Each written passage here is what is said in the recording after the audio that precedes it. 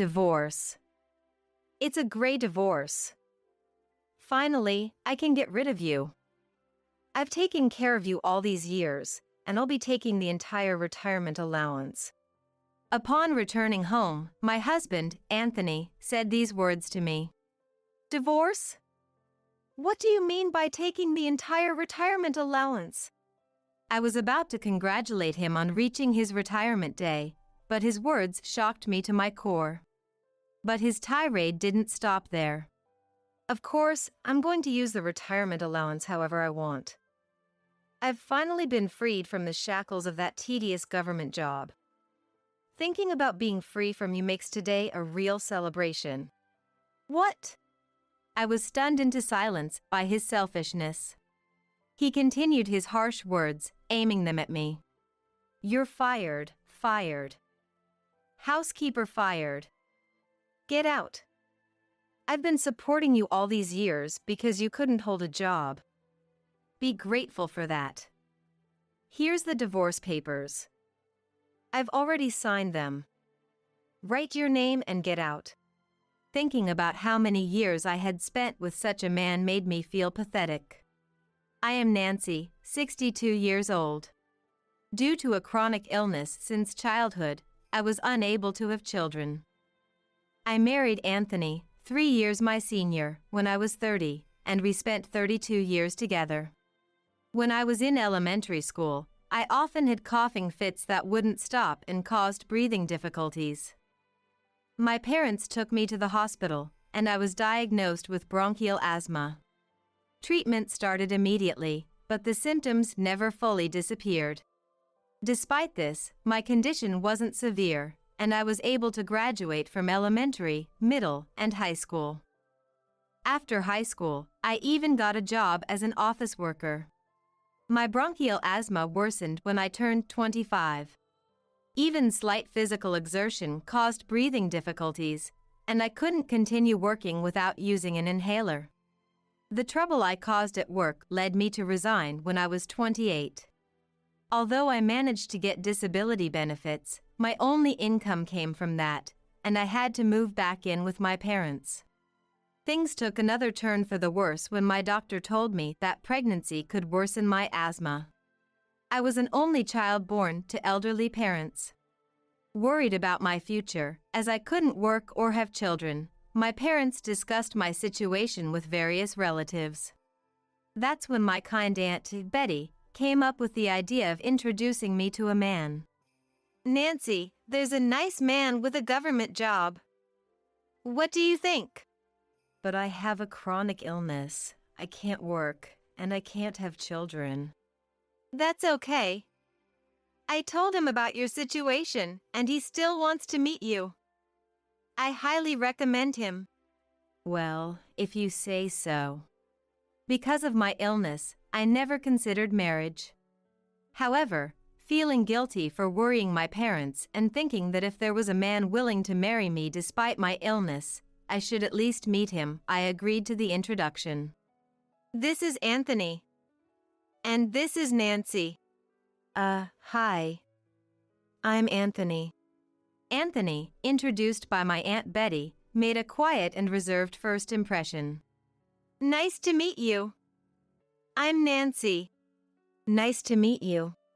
Throughout our meeting, Anthony never put on a friendly face. But, with my illness making me feel inferior and thinking it was a miracle that someone would be interested in me, I started dating him with marriage in mind. While dating, Anthony wasn't particularly friendly and sometimes showed signs of pride. However, despite his shortcomings, he seemed like too good a man for someone with my chronic illness.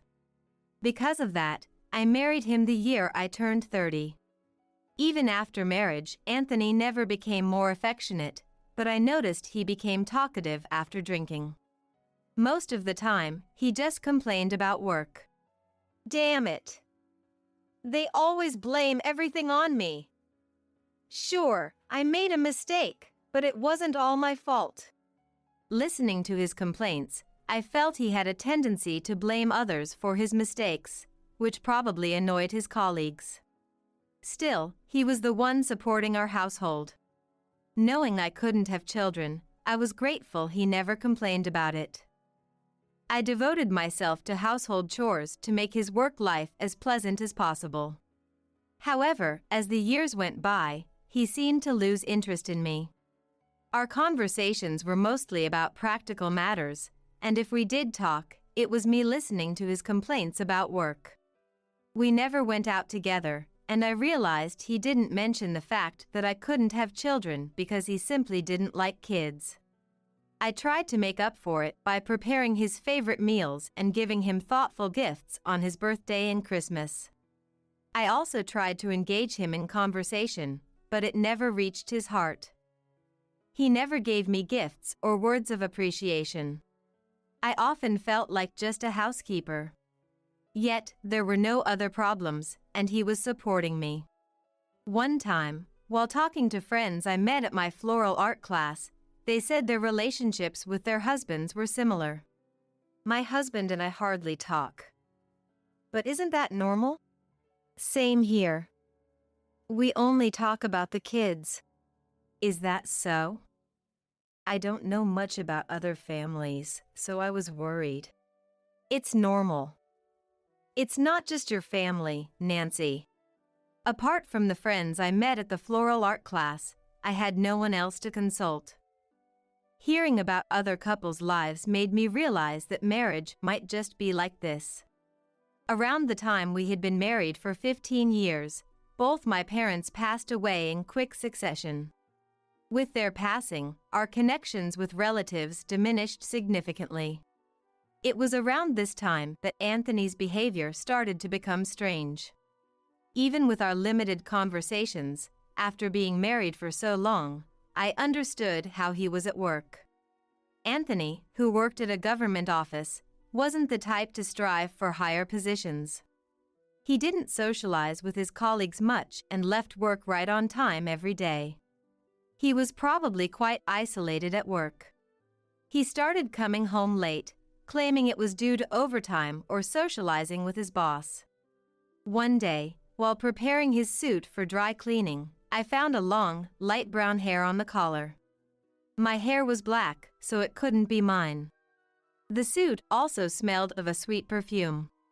Though he said it was just socializing with his boss, I couldn't shake the thought of infidelity. A single hair is not enough to prove infidelity. Still, I couldn't shake the thought of Anthony having an affair. I spent most of my time at home, aside from the floral art class and shopping. Having done office work before, I was used to detailed tasks. Since that day, I began meticulously recording his behavior. Days that felt off and why. Days he came home late. Days he was unusually cheerful. After some time, I found red lipstick on one of his shirts. When I asked a friend from the floral art class, she said no club woman would do that. She suggested it was a declaration of war from a mistress to the legal wife. A husband who had no other enjoyment might have started an affair and lost all sense of boundaries. My friend's words struck a chord with me. Indeed, he had few pleasures. His main joy was having a drink with dinner. If he had started an affair after turning 48, it seemed plausible. That might be true. If he starts dipping into the household funds for his affair, you need to be firm. Understood. Soon after, Anthony started staying out all night without any notice. It wasn't just that. As my friend had warned, he began withdrawing money from our joint bank account without telling me. I wasn't working, but I made an effort to ensure Anthony could work comfortably. Our household funds belonged to both of us. I couldn't tolerate him using it without permission, so I confronted him. Coming home without notice, what's going on? What's it to you? It's just a guy thing. Money is being withdrawn from our joint account. Is that also a guy thing? I earned that money. I can spend it however I want. I don't need to explain anything to you. Just keep doing the housework. With his dismissive response, I lost all trust in him. From then on, I meticulously recorded the days money was withdrawn from our account and the days he came home late. One day, while picking up Anthony's wallet that had fallen in front of the closet, its contents spilled out, revealing a card and a discount coupon from a suspiciously named hotel. I was appalled, wondering if this was what he meant by socializing with the guys. My distrust for him reached its peak, so that night, while he was in the shower, I decided to check his mobile phone. Anthony somehow believed I was not tech-savvy, but that was far from the truth. I handled all our phone contracts and even had his phone registered in my name. Back then, phones didn't have fingerprint or facial recognition, only a 4-digit passcode. He had set it to the last 4 digits of our home phone number. He had unlocked his phone in front of me several times, so it wasn't hard for me to access it. As expected, the phone only had call and short message features, making it easy to find evidence of his infidelity. There were messages exchanged with multiple women. Most seemed to be club women, but there was one woman he frequently sent messages to. From the content, it was clear she was his favorite. "What is this discount coupon for a hotel?" That's none of your business. It's adult stuff. Stop whining about everything I do. After that, my relationship with him became completely cold. His infidelity went beyond limits, with large amounts of money spent on his mistress, leaving us unable to buy a house or save any money. In the midst of this, I once brought up the topic of divorce. You think you can live alone without anyone to rely on?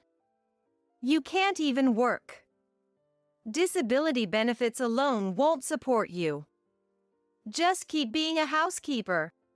If I get alimony and a share of the assets in the divorce, I can live on my own. Don't be stupid. You know how much we have saved. Fine, I'll pay you alimony little by little, in long-term installments until I die. Anthony only stayed married to me because he wanted a convenient, non-complaining housekeeper. But for someone who couldn't work, that might be the same for me. Thinking that, I couldn't argue back and felt pathetic. Not knowing what to do, I sought help from my friends at the floral art class. Time passed, and the day of his retirement arrived. Divorce. It's a gray divorce. Finally, I can get rid of you. I've taken care of you all these years, and I'll be taking the entire retirement allowance. Upon returning home, Anthony said these words to me. Divorce? What do you mean by taking the entire retirement allowance? Despite our cold marriage, I wanted to congratulate him on his retirement. And yet, this is what I got. Yeah, the retirement allowance I earned from years of hard work. I'll use it to live with my mistress. She's been waiting for this. A mistress? That's such a selfish thing to say. What are you talking about? Of course, I'm going to use the retirement allowance however I want. I've finally been freed from the shackles of that tedious job. Thinking about being free from you makes today a real celebration. What? I was stunned into silence by his selfishness. Anthony continued with his harsh words. You're fired. Housekeeper fired. Get out. I've been supporting you all these years because you couldn't hold a job. Be grateful for that. Here, the divorce papers. I've already signed them. Write your name and get out. Our savings weren't substantial. Anthony was counting on his retirement allowance to start a new life with his mistress. Smiling broadly, I faced him. Understood. Thank you for everything up to today. So, I won't be seeing your face anymore from now on. I snatched the divorce papers from Anthony and signed them immediately. Then I carefully put them into my pocket. Now the divorce is finalized. Noticing the change in my demeanor, Anthony stammered. Yeah, that's right. Turning my back to Anthony, I took a large envelope out of the closet.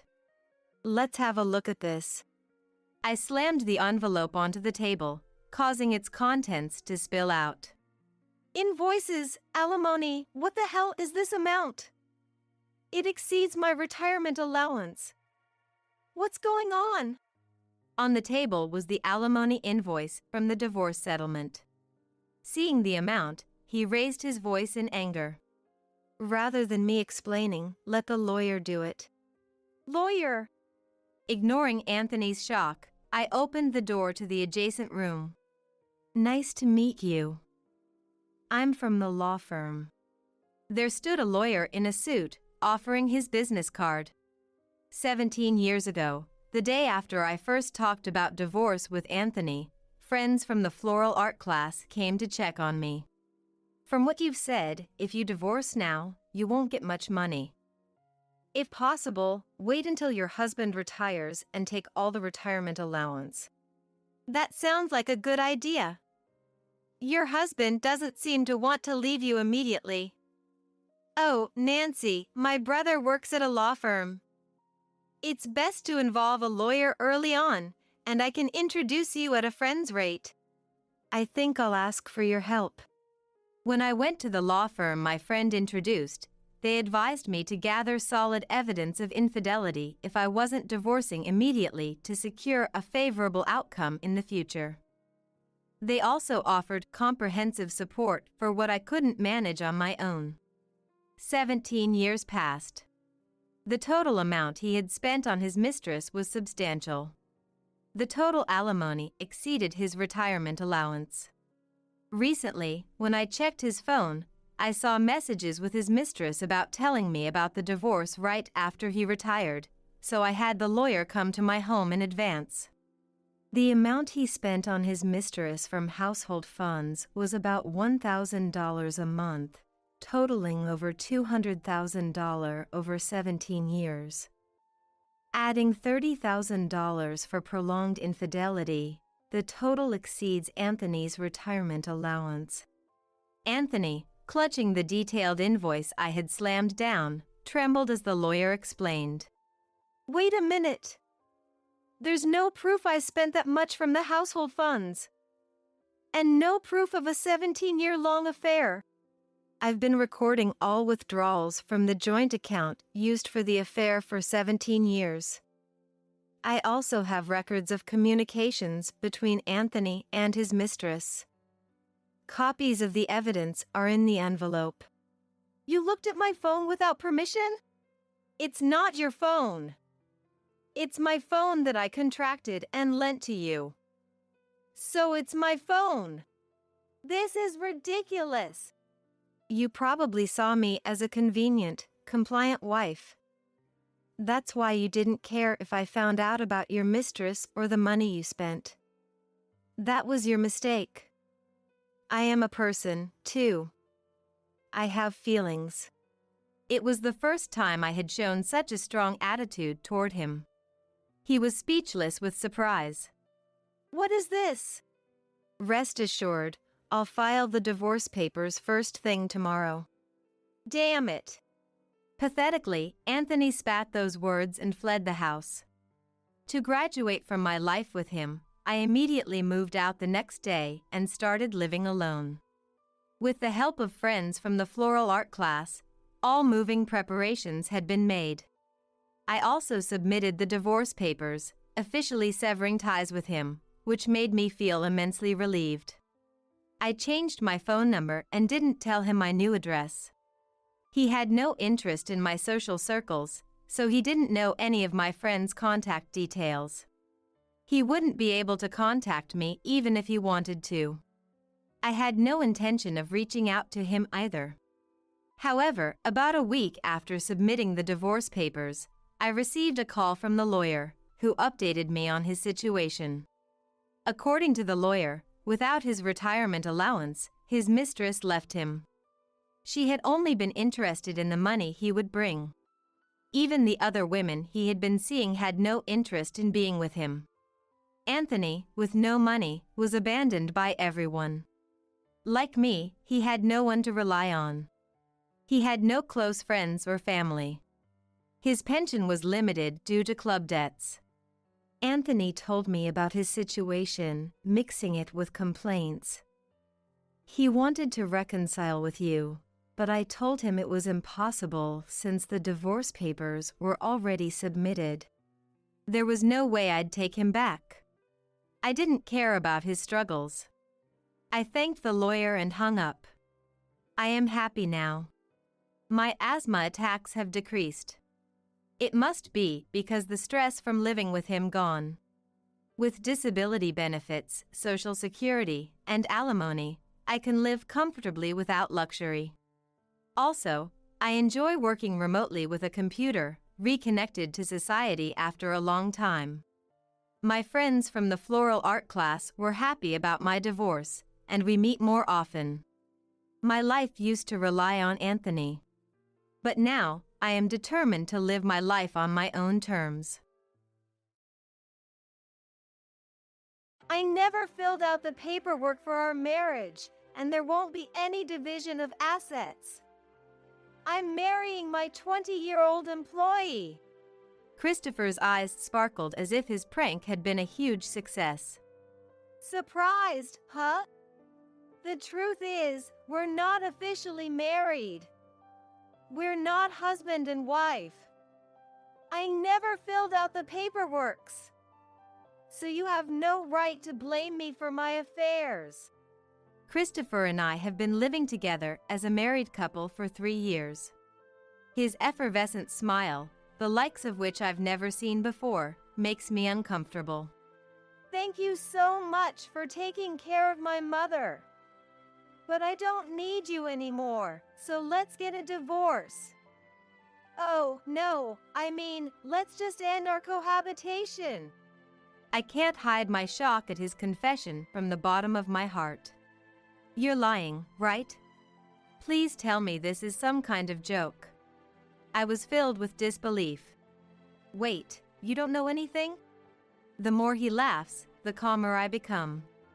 Because it's Christopher who doesn't know anything and is misunderstanding things. I'm Patricia, 32 years old. I've been married to the company president for 3 years. We don't have any children yet. Hearing just that, you might think I'm a graceful wife, but in reality, I'm living a pretty tough life. Your posture is terrible. Straighten up. Oh, I'm sorry. When my mother-in-law Barbara scolds me, I immediately straighten my back. I reflexively reacted to Barbara's voice, but right now I'm at home folding laundry. I'm not in front of others or having a meal.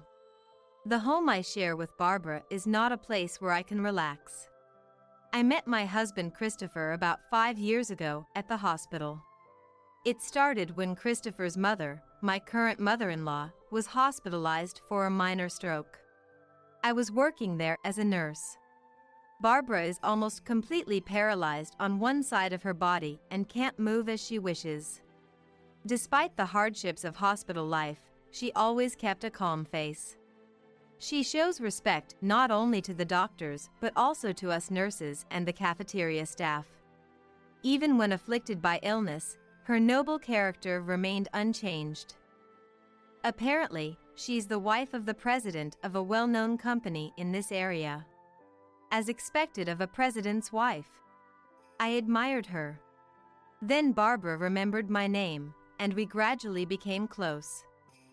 She brought up the idea of marrying her son Christopher, which brings us to today. I'm home. Welcome back. You must be tired from your business trip. Yeah. Around the same time as our marriage, my father-in-law passed the position of president to Christopher. I live with my husband's retired parents and support the family behind the scenes. Here, I brought you a souvenir. Eat it as a snack with Mom and Dad. Thank you, as always. Christopher is 40 years old this year. It seems he had a few girlfriends, but he never got married. Barbara pushed him, and he ended up marrying me. He's a man of good conduct and devoted to his work. He never fails to bring me souvenirs when he goes on business trips. Why did such a wonderful man remain unmarried until his late 30s? Of course, there's a reason for that. It's because he has a hidden difficult personality.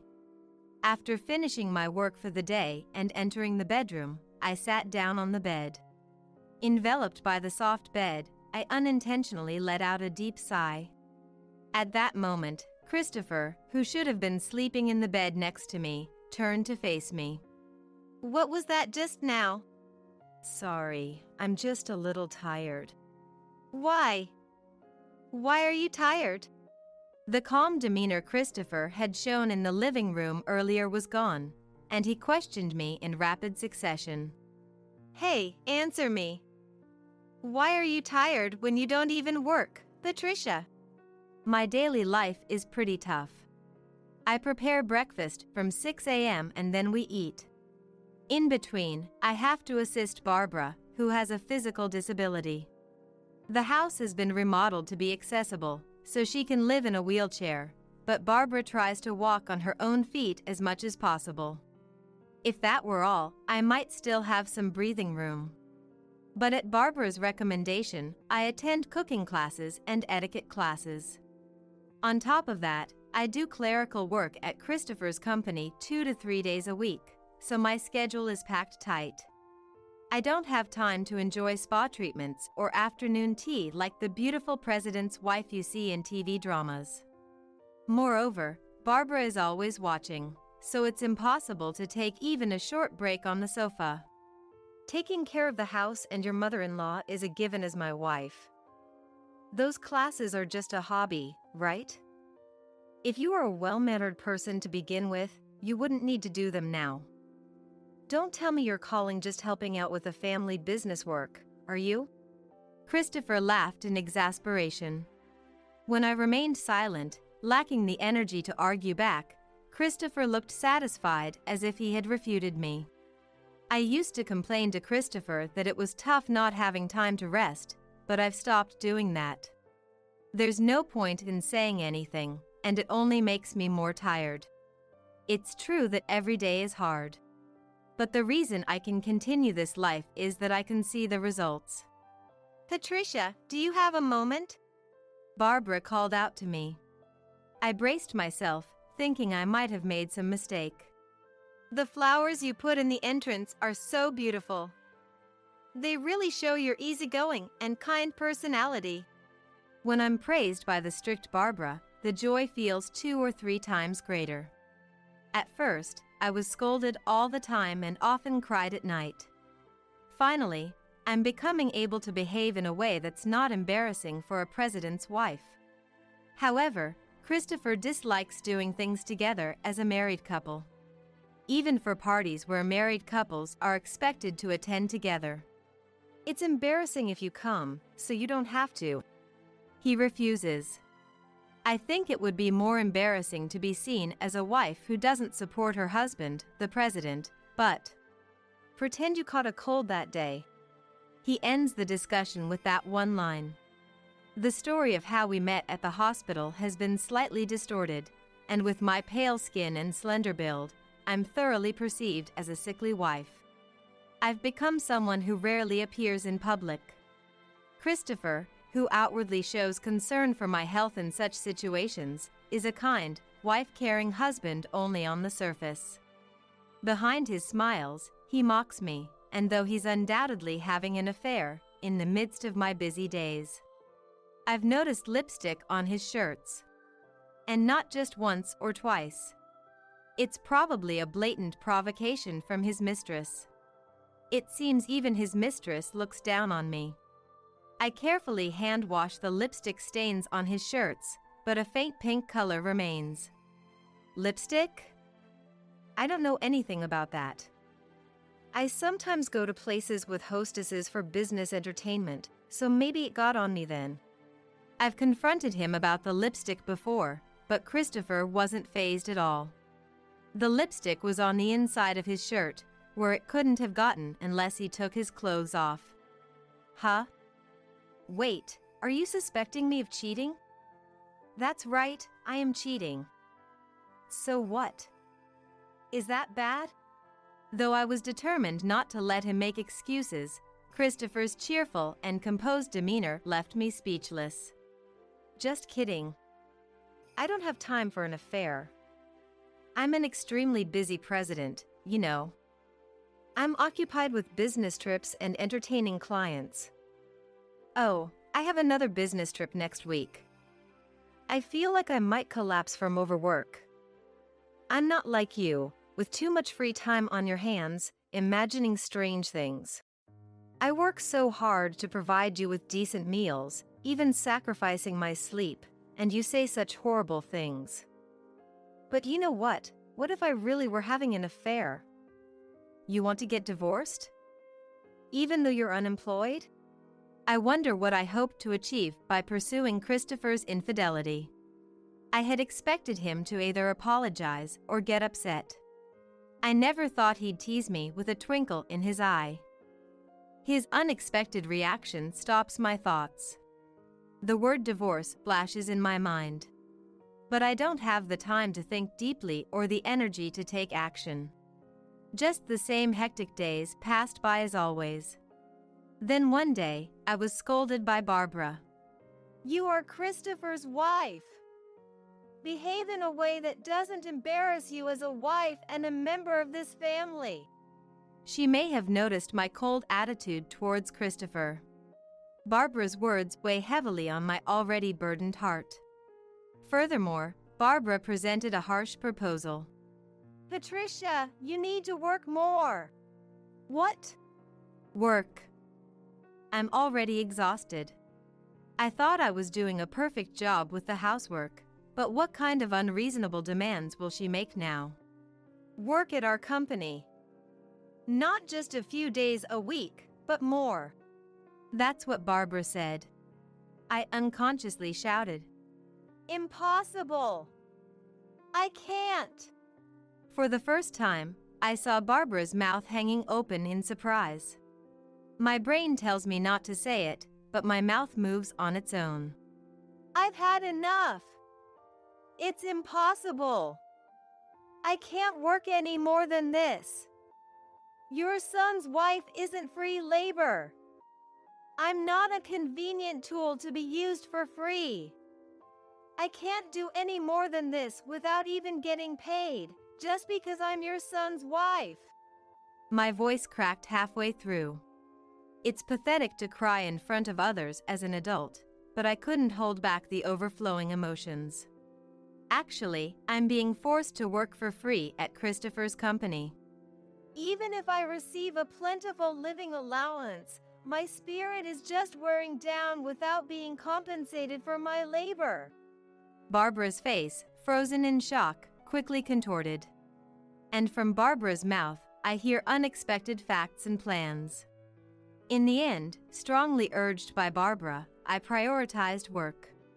I quit the etiquette classes, but I have no time to rest as I do housework, support Barbara, and work.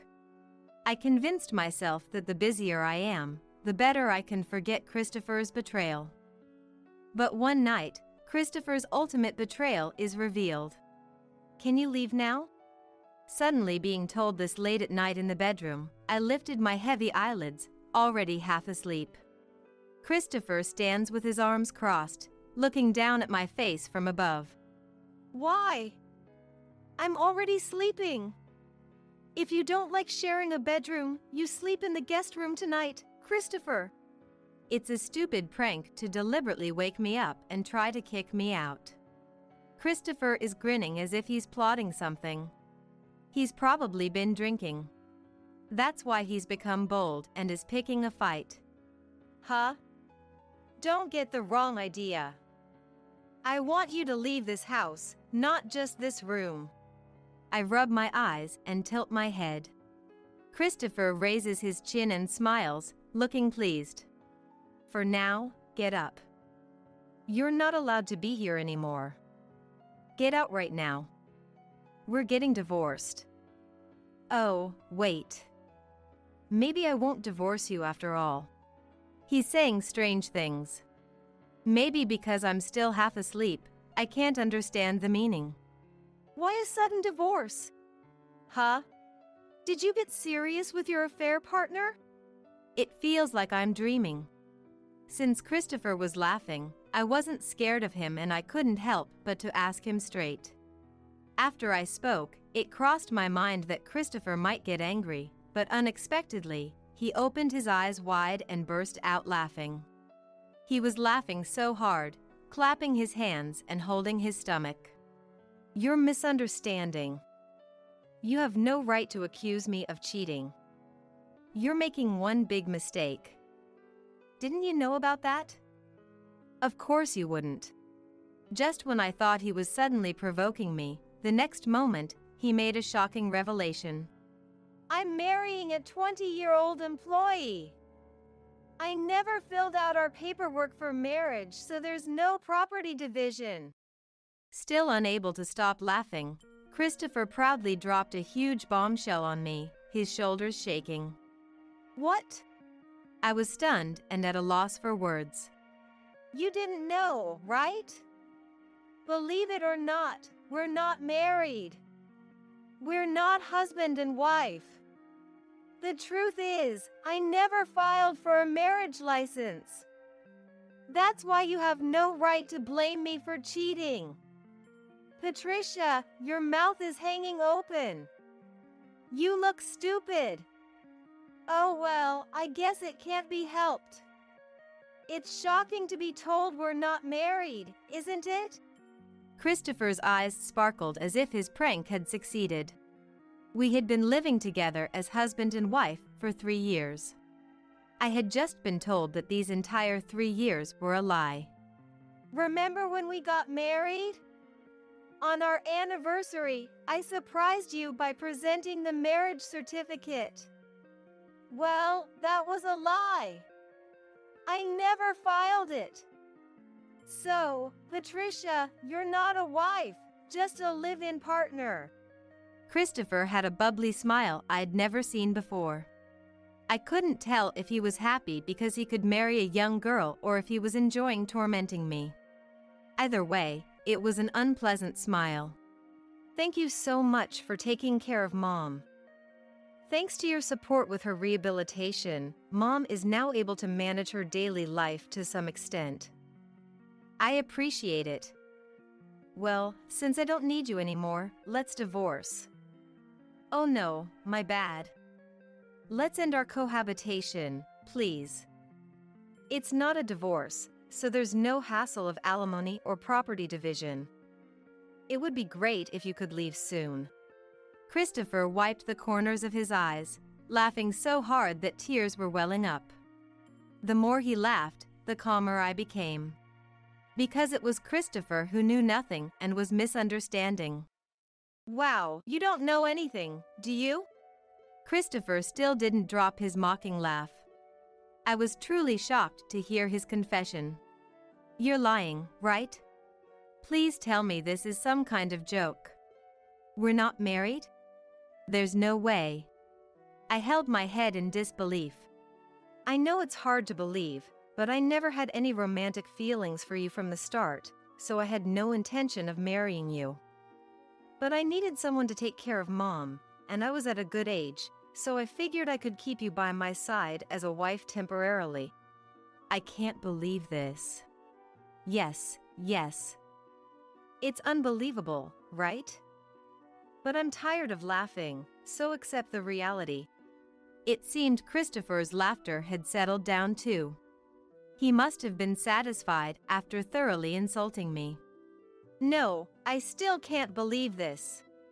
I was still in shock. Christopher, who was satisfied on his own, now began to get irritated with me for not keeping up. What is it with you? We're not married, so get out. You're slow on the uptake. Normal people would understand. I can't put it any simpler than this. That's not it. I took a breath and told him. I can't believe you thought we weren't married. I looked straight into Christopher's eyes and conveyed it. If we're not married, why do I have the same last name as you? I caught a cold a few times and went to the hospital, and I've renewed my driver's license. I've been living with that name for 3 years. There's no way we're not married. Now it was Christopher who couldn't understand. Did you really think you could deceive me for years just by not filing a marriage license? That kind of lie would be exposed immediately, wouldn't it? Didn't it ever occur to you that it might be exposed through hospital or government procedures? Christopher's gaze darted back and forth, becoming restless. He finally seemed to realize that he was no longer in a position to laugh. I really can't believe you. Christopher's plan was far too foolish. He appears to act like a respectable president in public, but I worry about how empty his head must be. I can't believe this. You've been deceiving me? For some reason, Christopher acts like he's the victim, stumbling backward. Deceiving? I never imagined you thought we weren't married in the first place. That's a lie. Then when did you realize I was single? The day after you surprised me with the marriage certificate. Wait. You knew that long. As Christopher's body recoils in shock, I can't hide my own surprise. We had finished our engagement party and started living together a month before the wedding. But Christopher insisted on having the ceremony on a special day like Christmas or a birthday, so he kept delaying submitting the marriage paperwork. I had been waiting all this time, only to be suddenly told about a surprise wedding on some anniversary. You were so particular about the wedding date, so I found it odd that you decided to get married on the anniversary of our first movie date. I don't even remember that anniversary. It was just an excuse, wasn't it? Christopher hunches his shoulders, making himself smaller. I continue speaking in a monotone. But the next day, I found our marriage paperwork tucked in a stack of old newspapers. I was so puzzled about why it was there when it should have been submitted to the city hall.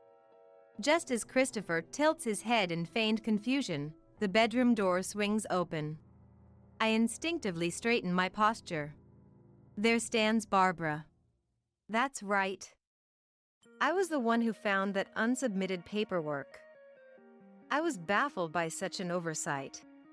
I hurriedly leap off the bed and rush over to Barbara, who was leaning against the wall.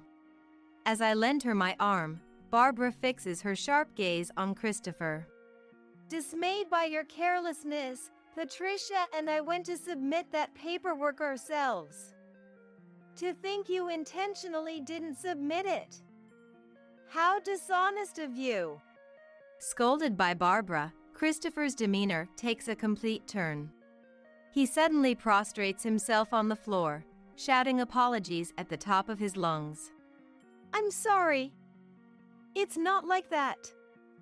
I just wasn't ready to get married yet, but I did intend to marry her someday. Even though you've been deceiving Patricia all this time? Christopher desperately searches for his next excuse, shouting again. That's not it. I forgot we weren't married. Did you also forget what you just said a moment ago? You're the one who blurted out that you weren't married. You were so loud, the whole house could hear you. Not that I make a habit of eavesdropping. Christopher opens and closes his mouth, but no words come out.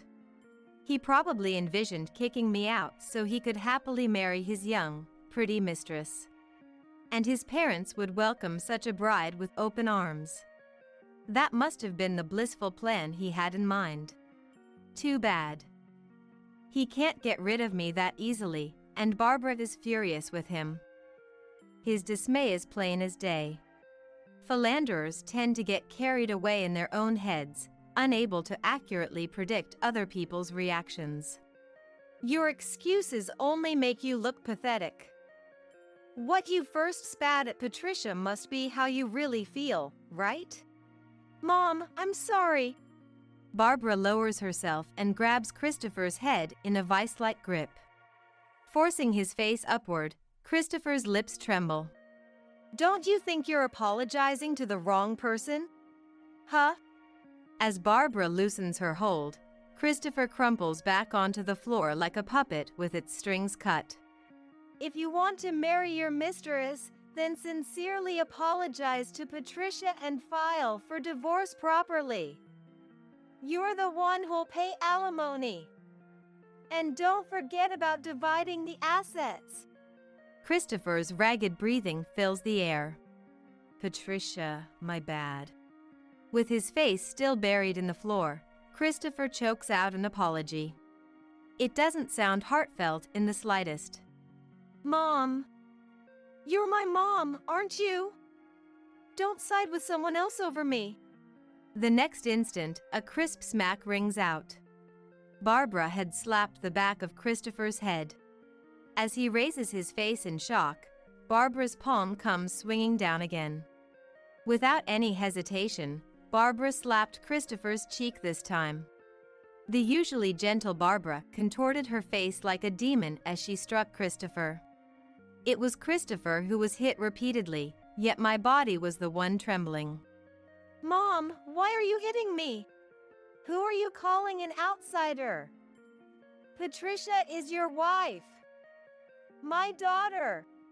Barbara raised her voice for my sake. Christopher, I'm fine with divorce. I was prepared for it to come to this. I dared to smile at the cornered Christopher. This seemed to ease Christopher's tension a little. I hope you can finally find happiness by marrying that 20-year-old girl. Thanks, Patricia. You weren't a bad woman either. I hope you find happiness in your next marriage too. Oh wait, that's impossible. You're already over 30, right? Just when the atmosphere was getting better, Christopher couldn't bring himself to wish for my happiness. He had been looking down on me all along. Barbara let out a deep sigh, prompting Christopher to hastily compose himself. Just as Patricia says, divorce properly and start a new life with the woman you love, Christopher. There's no need to continue a broken marriage. Yeah. I'll do that then. With Barbara's blessing for his marriage to the other woman, Christopher relaxed his face. Patricia, I'm really sorry. How insincere. Christopher came to apologize but whispered softly in my ear. No matter what she says, Mom still loves her own son more than someone else's daughter-in-law. Surprised, I recoiled, only to see Christopher sticking his tongue out. Barbara, do you really love a son like this? I pointedly asked Barbara, gesturing at Christopher. Cowering, Christopher stammered. That's not true. I didn't say anything. But his voice reached Barbara, who was right next to me. You. Barbara's fist trembled. It looked like she might let her clenched fist fly instead of words next. That's not it. I just meant that Mom is on my side. Because we're a family. A parent and a child. And you were always so hard on Patricia. Because she's an outsider, right? Even now, you're just pretending to be on Patricia's side to be polite, because she's an outsider, right? Christopher clung to Barbara. His words were so outrageously self-centered that Barbara's anger dissipated into a curt response. I had expectations for Patricia. I was guiding her to be worthy of being my daughter-in-law. If I didn't care, I would have left her alone. Like I did with you, Christopher. I knew about your infidelity for a while, but didn't think to scold you before it blew up like this. I may have put Patricia through a painful experience. But understand that I never disliked Patricia. Barbara squeezed my hand, and I nodded deeply. I knew how she felt ever since she told me to work harder. That's why I can overcome any hardship. Christopher still seems to be under some misconception. But I won't interfere with your new life at all. Live with the woman you love, just the two of you. Patricia, us parents, and the company you inherited from your father were telling you to abandon everything and enjoy your new life. Oh, don't worry about us. Even if you two divorce, you'll stay by our side, right, Patricia? At Barbara's question, I nodded firmly. And you don't need to worry about the company either. Huh? I'm having my daughter take over. Daughter? But I don't have any siblings. Saying that, Christopher's wide eyes were fixed on me. Barbara also gave me a gentle look. Glancing between their faces, I nodded again. Yes. I will now protect the precious company that Barbara and her husband built. Understanding the situation, Christopher crumpled to his knees. Christopher's parents had discarded their own son and were planning to have me, as their daughter, inherit the company. You'd go that far over a little cheating. You're choosing an outsider over me. That's right. If it were just a single mistake, we might not strip you of your position as president. But you know, we know everything. Christopher swallowed. Then my father-in-law Brian slowly emerged. The defiance drained from Christopher's face. Christopher, being the president doesn't mean you're the company's supreme ruler who can do anything without consequences. News of your misdeeds has reached my ears. I may have retired, but I haven't lost my connections. My father-in-law rarely came home even after retiring. Apparently, he had been supporting the company from behind the scenes. First off, you seem to think womanizing is the norm, hitting on every young female new hire. You showered those who agreed to date you with expensive gifts and pressured those who refused with presidential orders. Either way, female employees kept quitting. The environment got so bad that even male and veteran employees left. Christopher trembled pathetically, unable to make any excuses. He shuts up in front of the dignified Brian. Furthermore, you put in way too much overtime and took too many business trips. I know most of those were unnecessary. What kind of work were you doing while dragging young female employees along? Christopher hung his head even lower. Rather than fooling around too much at work, it seems he was barely working at all. I'm amazed the company lasted 3 years under a president like this. How many employees do you think suffered because of you? You embezzled company funds too. That's a crime. You can't be allowed to continue as president. Christopher's parents had given up on him precisely because they had investigated this.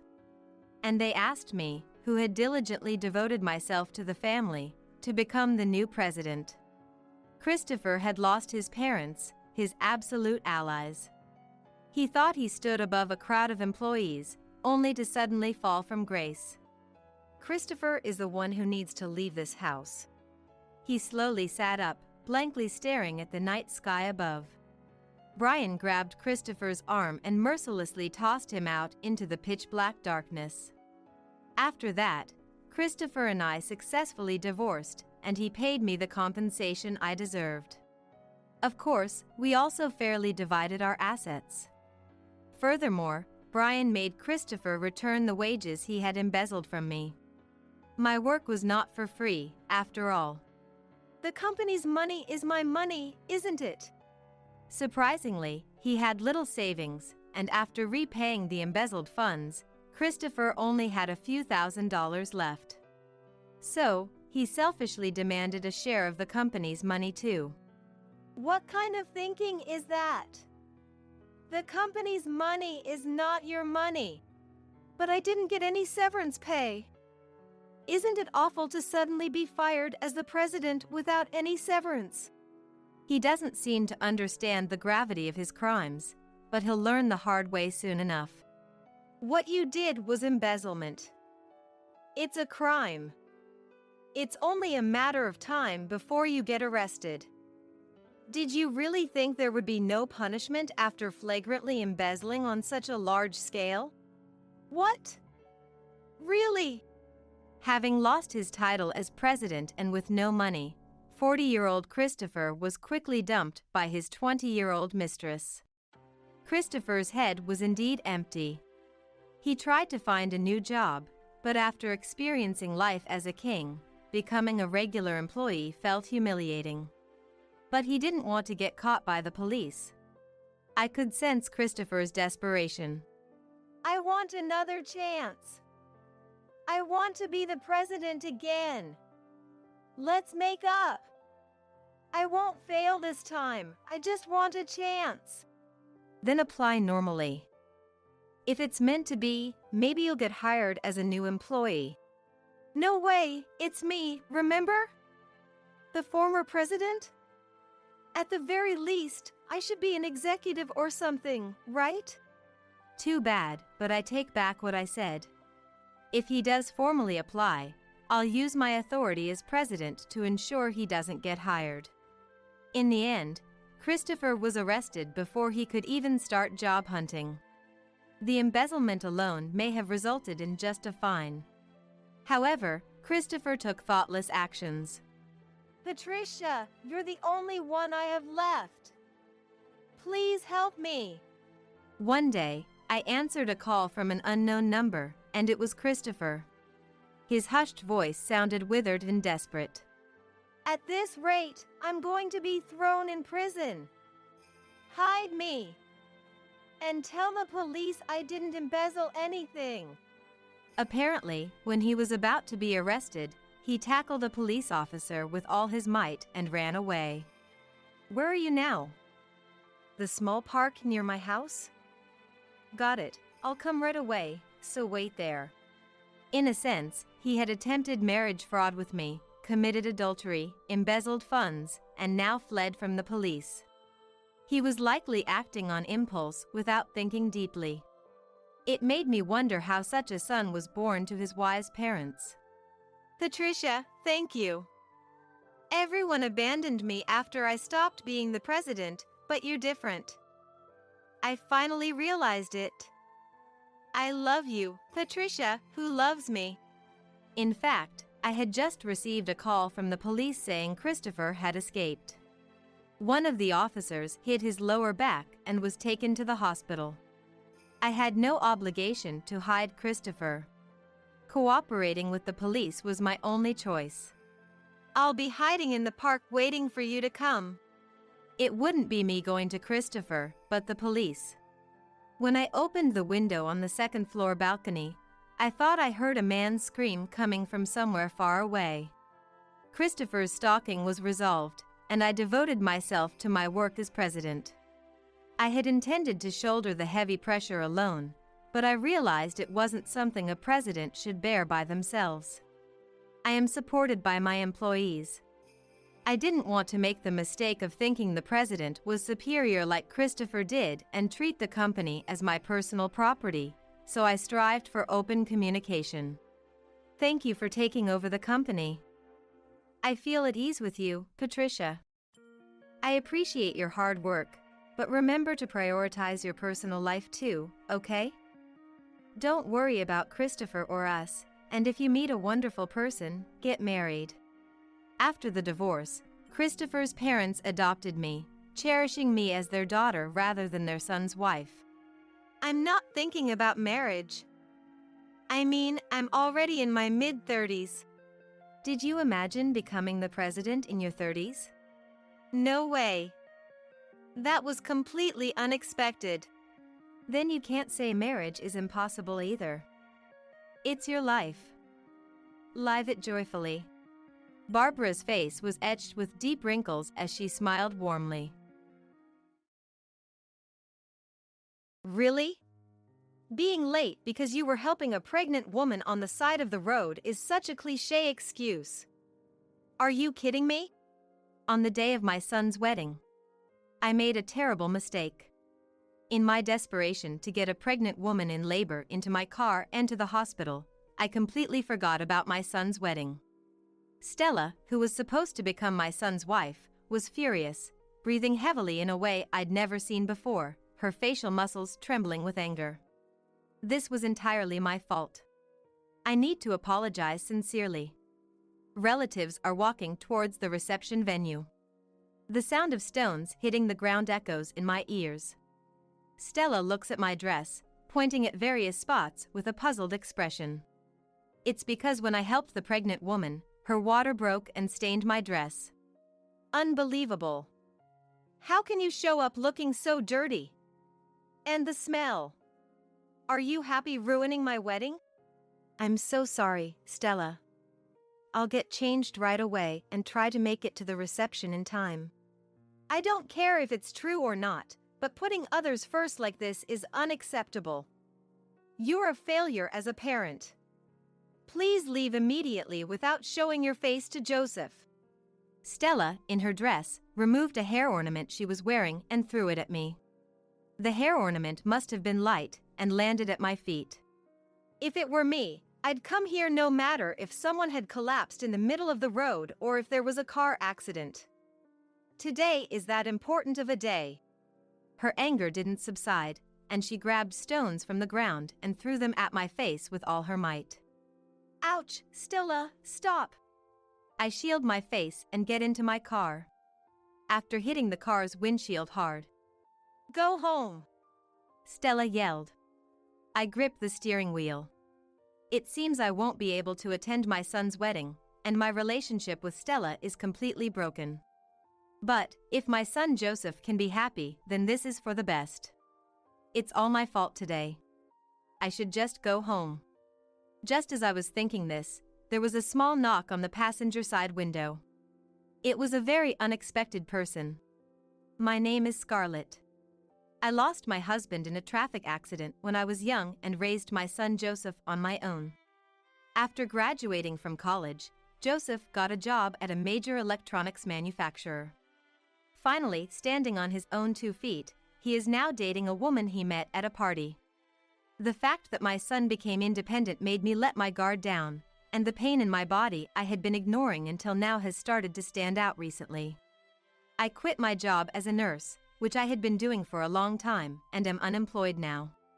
I'm living modestly, dipping into my savings. It's regrettable that I have to rely somewhat on Joseph's income. In my mind, my son is still the boy who would call out, "Mom," and happily bring me snacks from the candy corner. My cute son of those times and the Joseph now with his stubble are the same person, right? I think to myself. Joseph, after work at night, always wears the same gray sweatpants and drinks while watching TV. But on weekends, he takes a shower in the morning, shaves his beard meticulously, and takes care of his eyebrows. He spends over 30 minutes in front of the mirror, then goes straight back to his room.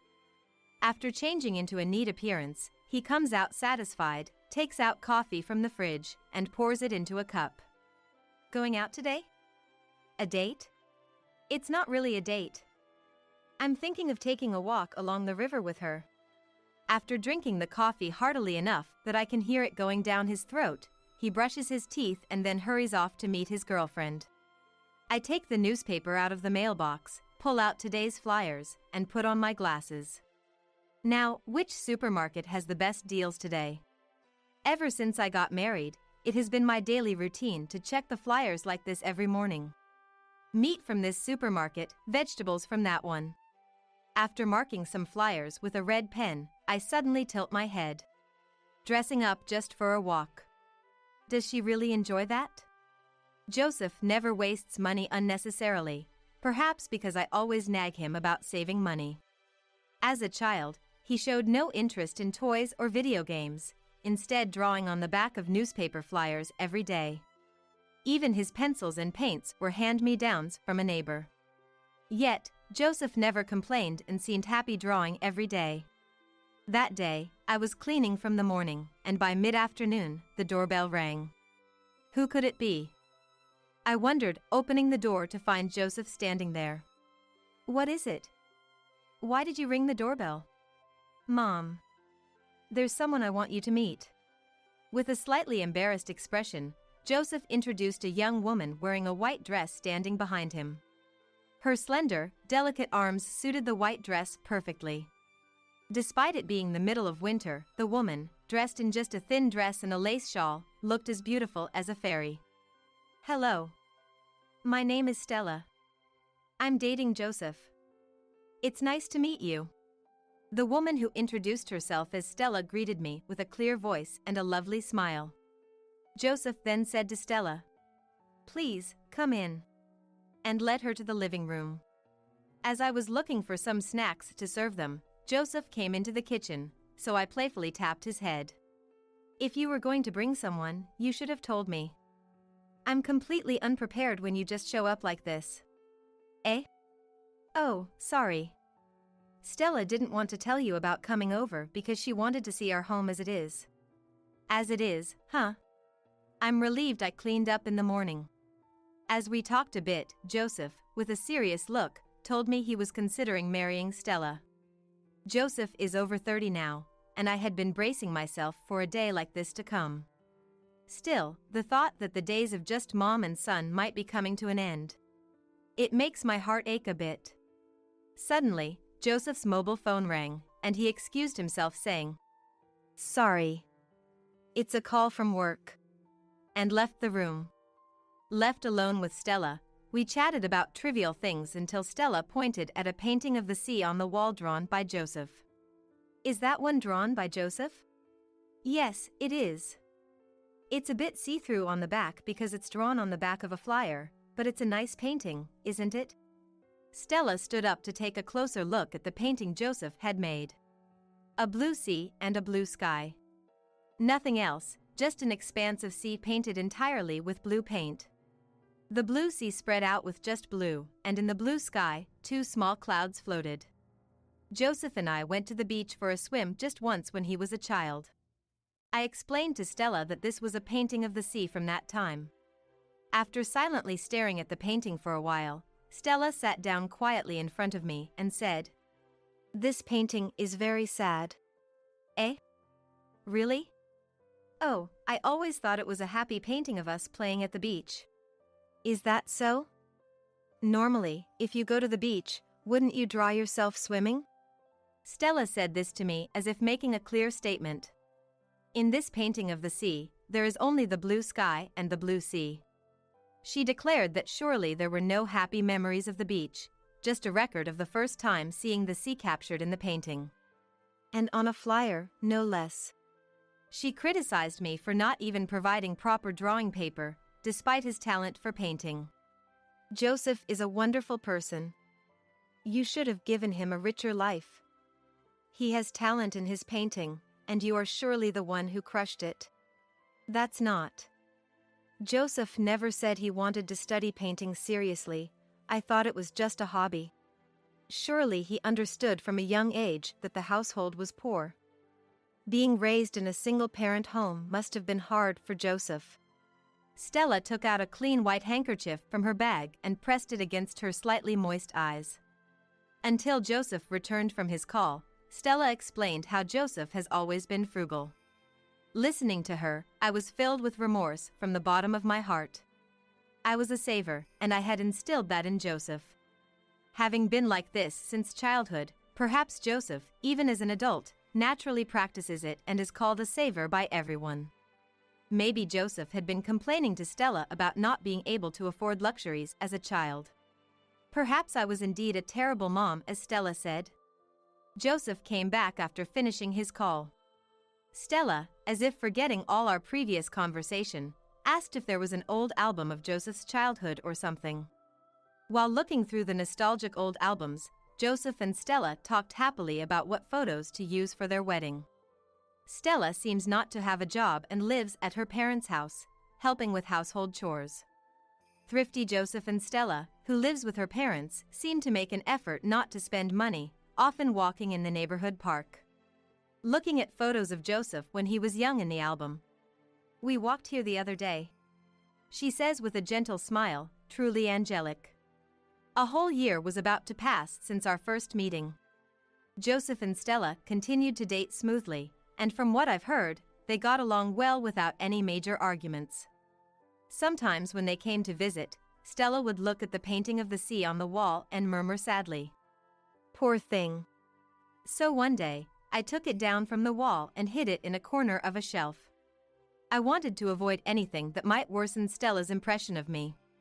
Later, I had the chance to meet Stella's parents.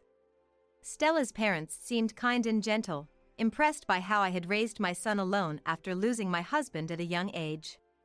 Stella, not seeming amused, listened in silence.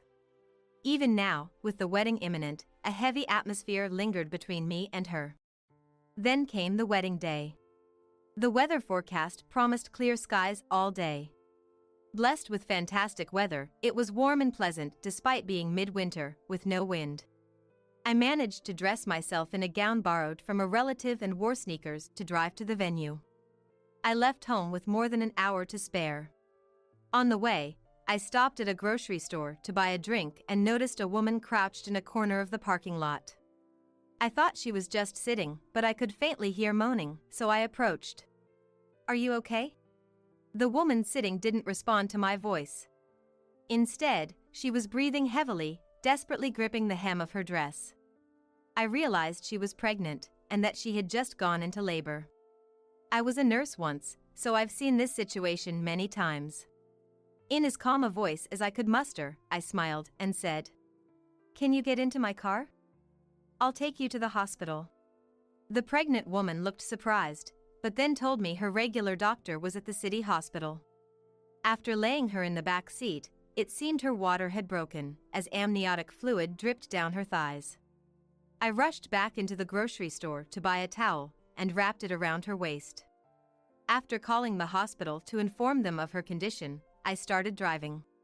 Lying down, she was contacting what seemed to be her husband on her mobile phone. I considered calling an ambulance, but decided driving her myself would be faster since the roads were clear. "It's okay, calm down. We'll be at the hospital soon. Just breathe deeply and try to relax. Let me know if you're cold, I can lend you my jacket or anything." In the car, I kept encouraging the pregnant woman. Upon reaching the hospital, I quickly handed her over to the medical staff waiting in the parking lot, and I felt a wave of exhaustion as the tension left me. After explaining the situation to the nurses, I was sitting in the waiting room resting and drinking juice, when two men approached me. They were the husband and father of the woman I had just helped. Both in suits, they must have been at work. They bowed repeatedly. "Thank you so much." Thanking me. I mentioned I used to be a nurse. "She will definitely give birth safely."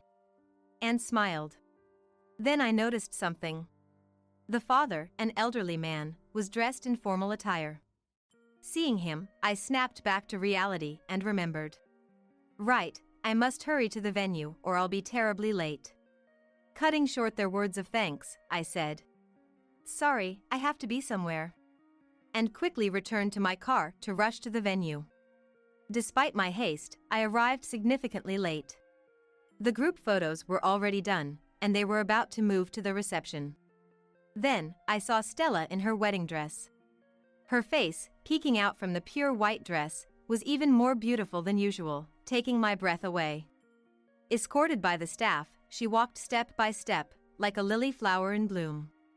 But the next moment, Stella's eyes met mine exactly.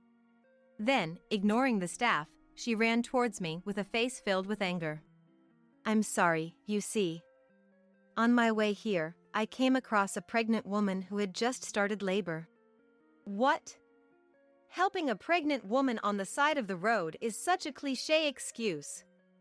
Are you kidding me?"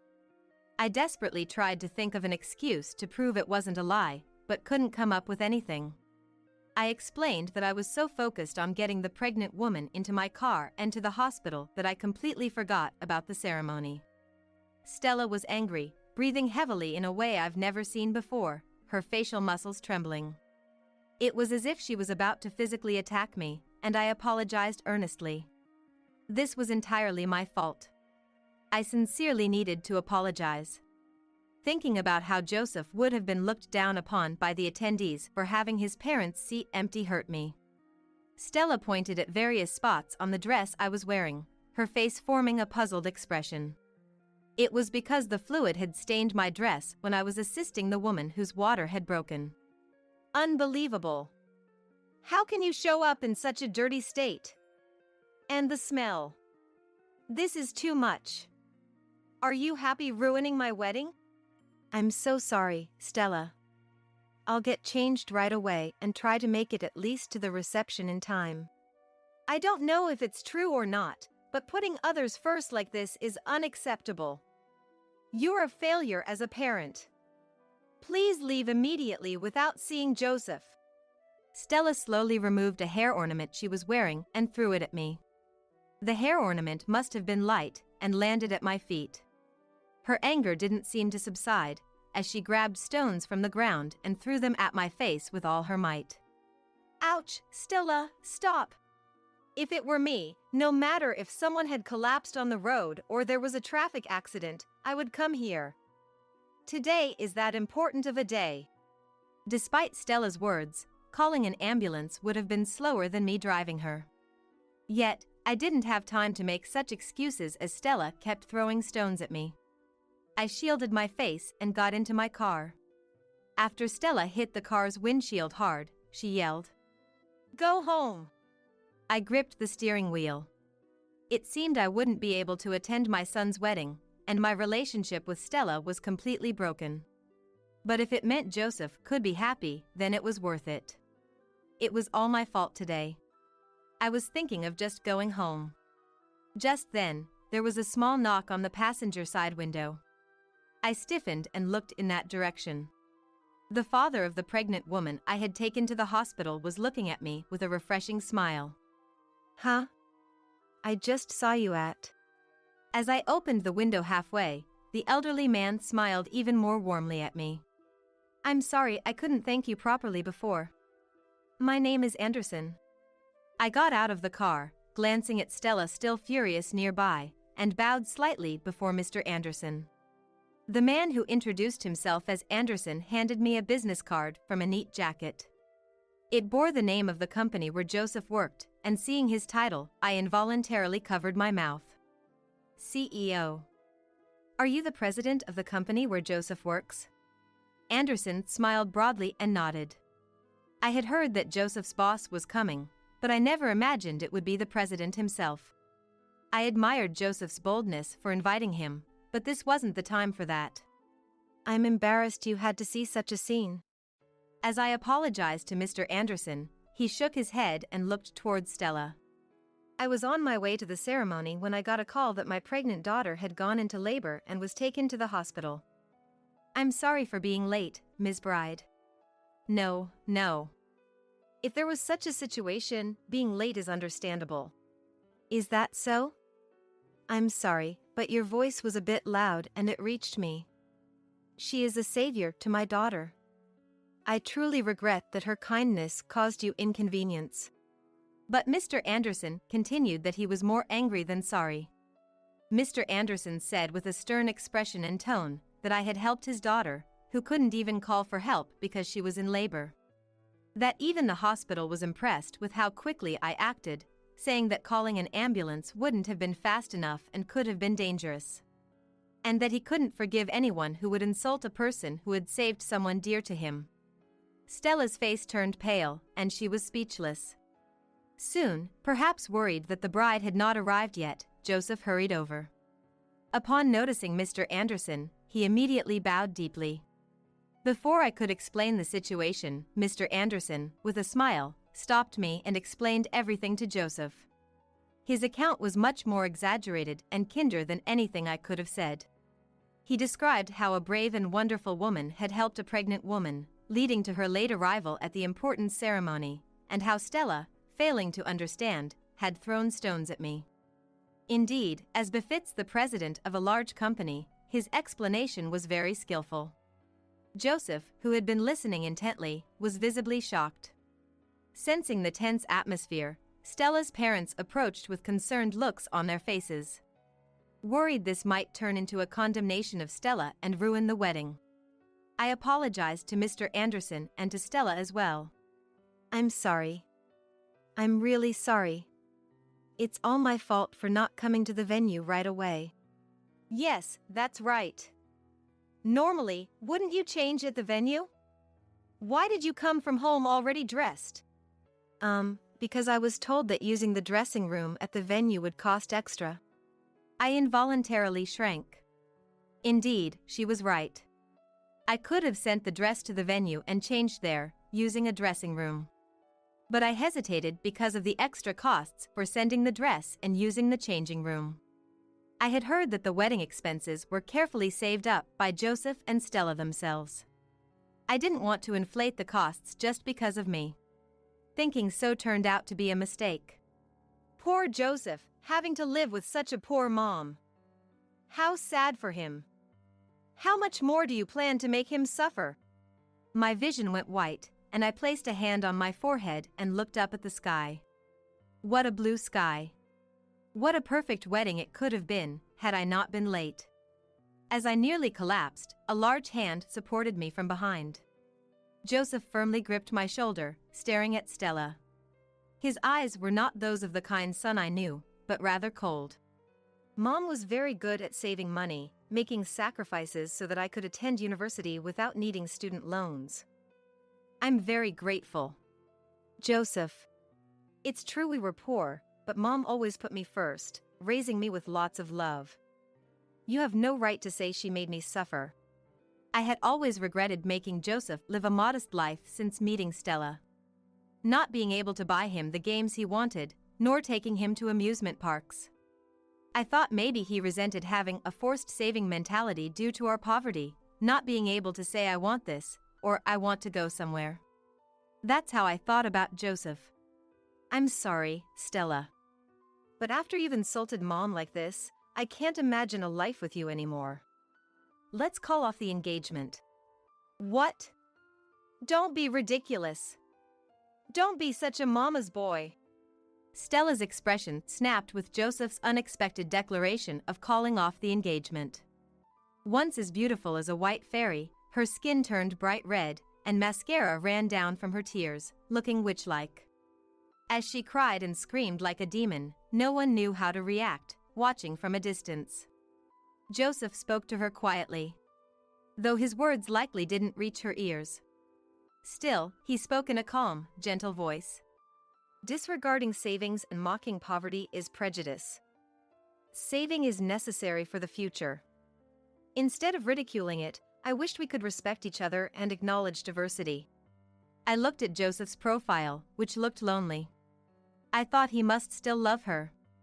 Thus, the wedding was cancelled. When Stella's parents found out about the situation, they felt responsible and offered to cover all the expenses for the venue. However, Joseph, in his honesty, insisted that he also bore some responsibility and offered to share the costs. Stella's parents were deeply surprised by this. They apologized to me again, saying how sorry they were for what had happened to such a wonderful son. As a result, Stella was disowned by her parents and kicked out of her home. It seems Stella has become completely isolated, with the wedding incident spreading among friends. Now she's reportedly dabbling in unsavory clubs, using her beauty to her advantage. Meanwhile, Mr. Anderson's daughter gave birth safely, and both mother and child are healthy.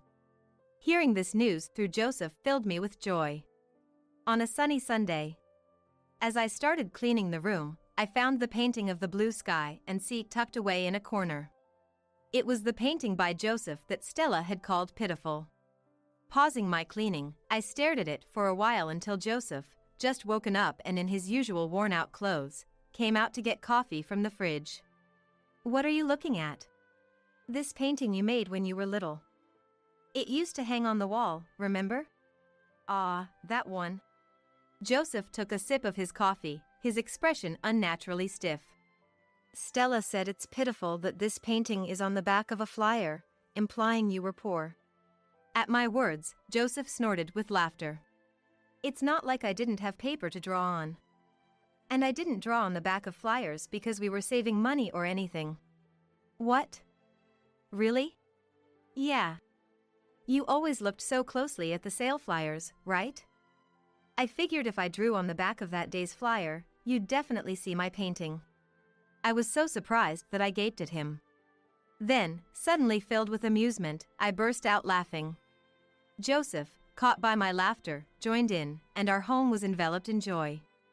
"Next time, I'll find a woman who appreciates you too." Saving is also good for the environment, after all. Surely you'll find someone wonderful. I conveyed this sentiment in my heart.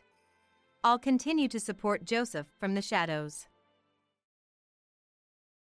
Standing is common sense for a daughter-in-law. I had been preparing food and welcoming guests since the morning at a family gathering. Being 9 months pregnant, I was taking a short break on the sofa in the back.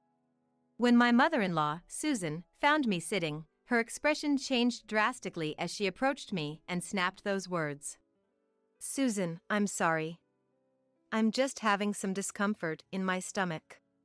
Unable to stand due to the pain, I apologized while remaining seated on the sofa. As I struggled to get up, Susan, seeming to give up, turned to leave but then shockingly kicked my stomach. "Susan, how could you?" I immediately curled up to protect my stomach, and fortunately, I didn't feel much pain. "It's your useless body that's the problem." This was a line I was all too familiar with after always being oppressed, but I was left speechless by the shock of being kicked in the stomach. Someone, who had been silently watching this scene, waited until Susan was seated, and then. "My name is Anne. I'm a 32-year-old housewife. I live happily with my husband Tom and our 3-year-old son. I am currently 9 months pregnant with our second child. Before the pregnancy was confirmed, it was decided that Tom would be transferred to work abroad alone. Although Tom insisted on staying in America, I didn't want him to give up his dream of working overseas, a goal since our dating days. After I encouraged him to the end, he promised to go abroad for just 3 years, and then he left. While I felt joy in supporting my husband's dream, there was one concern.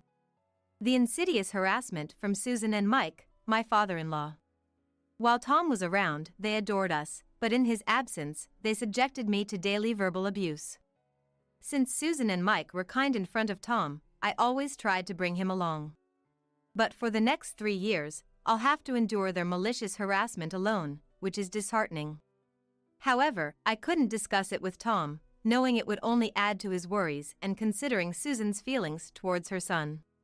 Initially, I tried to please them by complying with everything, but no matter what, I only faced their resentment. All I want is to get along with Mike and Susan. Desiring a peaceful relationship with Susan and Mike, one day, I finally broke down and decided to be submissive. Then I heard shocking words from them. "You stole our precious son from us." That's what Susan declared. "Ever since you married our son, he hardly pays any attention to us." I finally understood the root of their relentless harassment. Susan and Mike were so overly fond of their son that they were jealous of me, his wife. "If that's the case, I can always come with him." Startled by Susan's unexpected confession, I tried to find a solution and offered various suggestions. "The best thing would be for you to leave our son alone." "Right. Then he might return his love to us." I was stunned by Susan's wish. The thought of them wanting a divorce because they felt their son's affection for them had diminished gave me chills. And this distorted expression of their love even scared me. "Don't you like the idea of your son building a new family?" I asked tentatively. "New family? That's ridiculous. Our family is enough. No matter how old our son gets." Realizing the extraordinary love they had for their only son, my husband, I was speechless. "I love my husband. I want to get along with you and Susan, but I have no intention of leaving him." Normally quiet, this was one point I could not concede. Seeing my resolve, Susan scoffed and retorted. "Are you so confident that no matter how we treat you, you won't leave?" From that day on, their harassment only intensified instead of diminishing. At one point, knowing I was allergic to shrimp, they sneakily added it to the fried food. I was about to eat it when my husband, who always harped on about my allergy, noticed and warned me. "Shrimp? I'm sorry. Actually, this was a gift. I forgot you can't have shrimp." Susan apologized to me repeatedly, making excuses. My husband seemed satisfied and asked her to be more careful in the future. But even as they spoke, Susan was stepping on my foot under the table. Amidst such harassment, we were leading a peaceful life when my husband's transfer overseas was confirmed. Susan and the others turned pale with shock as I celebrated. Overseas. That's going to be hard on the child and Anne, right? My father-in-law, Mike, really just not wanting to be separated from them, used me as an excuse. My husband said it was a decision we made together, and I knew the anger would soon be directed at me. And did you even consider my grandchild's feelings? Unsatisfied with my decision, Susan interrogated me like it was an inquisition. Fed up, my husband finally spoke out. Both of you, enough. Working abroad has always been my dream. And is just supporting me in that. He immediately defended me. We support you too. But now just isn't the right time, is it? Mike seemed a bit sorry, yet unable to agree. That's right. The grandchild is only 3 years old. It's too much for Anne. Susan, for once, seemed to be on my side, using my name in her argument. I'm fine. Tom and I have discussed it and decided to go for it. I spoke up, my voice trembling slightly, trying to act bravely so my husband wouldn't worry. Realizing our determination, Susan and Mike reluctantly accepted it, though with a sense of defeat. That night, feeling sorry towards Susan and Mike, my husband suggested we all have dinner together. I had been avoiding eating with them since the shrimp allergy incident, but I decided to endure it for my husband's sake. Then let us, the ladies, get busy preparing in the kitchen. You relax. Susan, excited to cook for her son after a long time, went into the kitchen. Hesitant to be alone with her, I steeled myself and followed her to the kitchen. Aren't you afraid our son might leave you when he returns from abroad? Susan's words, still hoping for our breakup, drained the blood from my face. Realizing it was pointless to engage, I silently started preparing. While we were working on different ingredients, Susan called out to me. And that pot over there is cool. Could you take it to the table? Busy with preparations, I followed Susan's instructions and grabbed the pot handle with my bare hands, only to let go immediately from the scorching heat. A pot of steaming hot beef stew fell right at my feet. I burned my hands and feet. Hearing my scream, my husband and Susan rushed over. And did you touch it with your bare hands? I told you to be careful of burns. What should we do now? Susan pretended to panic, but did nothing. My husband, seeing this, quickly instructed to bring a towel and ice. He also told Mike to call an ambulance. Seeing my red, swollen hands and feet, I could only cry in pain and frustration, clinging to my husband. Thanks to his quick thinking, I received proper treatment at the hospital and was told it would take 2 weeks to heal. Slowly, my spirit was breaking from Susan's escalating insidious bullying. As time passed and my husband's departure overseas approached, I made sure to avoid Susan and the others completely. Despite their vengeful attempts to visit our home or call multiple times a day, I never responded. For their excuses to see their grandchild, I sent pictures with messages. To my husband, I told him the reason for not seeing Susan was because of severe pregnancy symptoms, which he understood. Half a year passed, and the annual family gathering, highly valued by my husband's family, drew near. Knowing its importance, and though my husband said I didn't have to attend, I decided to go. I informed Susan of my attendance in advance through a message. Her reply, seemingly eager to finally vent her frustrations on me, brought back the flashbacks of my burn injury accident and filled me with more fear. Then, the day arrived when everyone was to gather.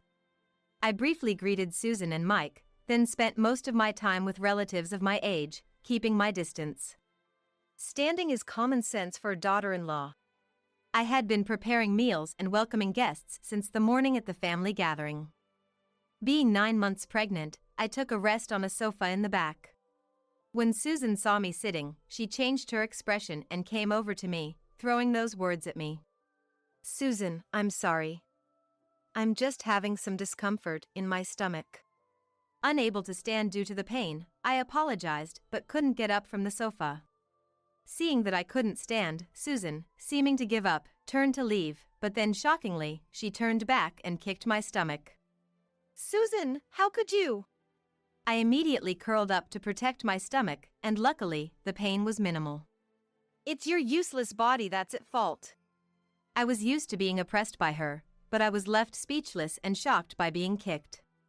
Someone, who had been silently watching this scene, waited until Susan was seated, and then, Mom, what did you just do to Ann on the sofa? someone shouted loudly, making everyone, including me, turn towards the voice. There stood my husband, who was supposed to be overseas for work. Tom. Susan uttered his name in a trembling voice. Painfully, I stood up from the sofa and slowly moved towards my husband. What did you do to Ann just now? He asked Susan, with an expression I had never seen before. Tom, why are you here? Until the previous day, my husband had apologized over the phone, saying he couldn't get a long leave and wouldn't be able to attend. I couldn't ask him to accompany me, knowing he had just been transferred overseas. Anne.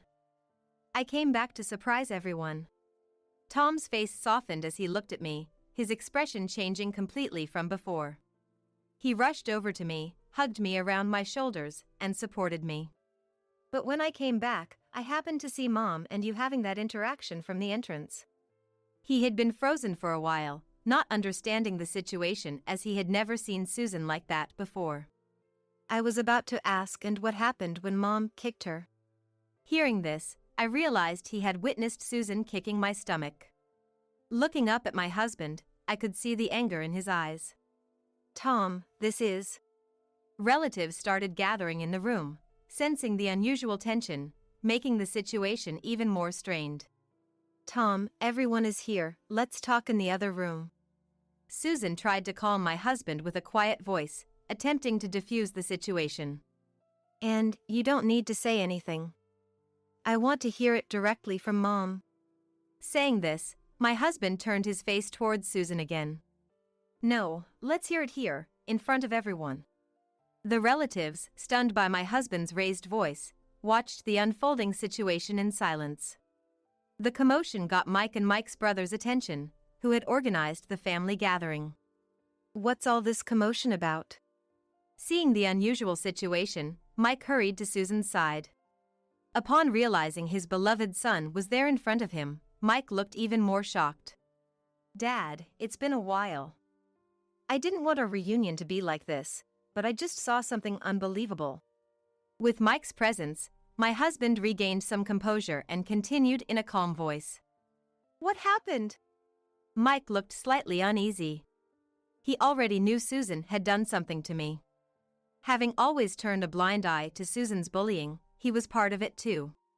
It was just, and I were talking. Susan stubbornly refused to admit she had kicked me, trying to get out of this situation. However, my husband quietly glared at her, wanting her to confess. Sensing the conversation wasn't progressing, I finally spoke up. You kicked me in the stomach, didn't you? I finally revealed in front of everyone that Susan had kicked my stomach. Hearing this, the relatives began murmuring. And what an accusation! I would never do such a thing. Susan shouted, flustered. Never. What, Mom? I saw it with my own eyes. My husband expressed his frustration and anger at Susan's denial and her true nature. As he seemed about to confront Susan, I urged him desperately to stay calm. Tom, are you sure it wasn't a misunderstanding? Susan doing such a thing. Mike continued to defend Susan until the end. Hearing this, my husband's suspicion only deepened. Dad, even now, you're siding with Mom? My husband was speechless at Mike's attitude, seemingly more afraid of Susan facing critical judgment than the fact she had kicked me. Tom. I could only hold his hand tightly. The ease with which his parents dismissed their daughter-in-law raised my husband's suspicions, bringing up a question in his mind. Anne. This isn't the first time, is it? My husband's intuition seemed to pick up on something from Susan's behavior.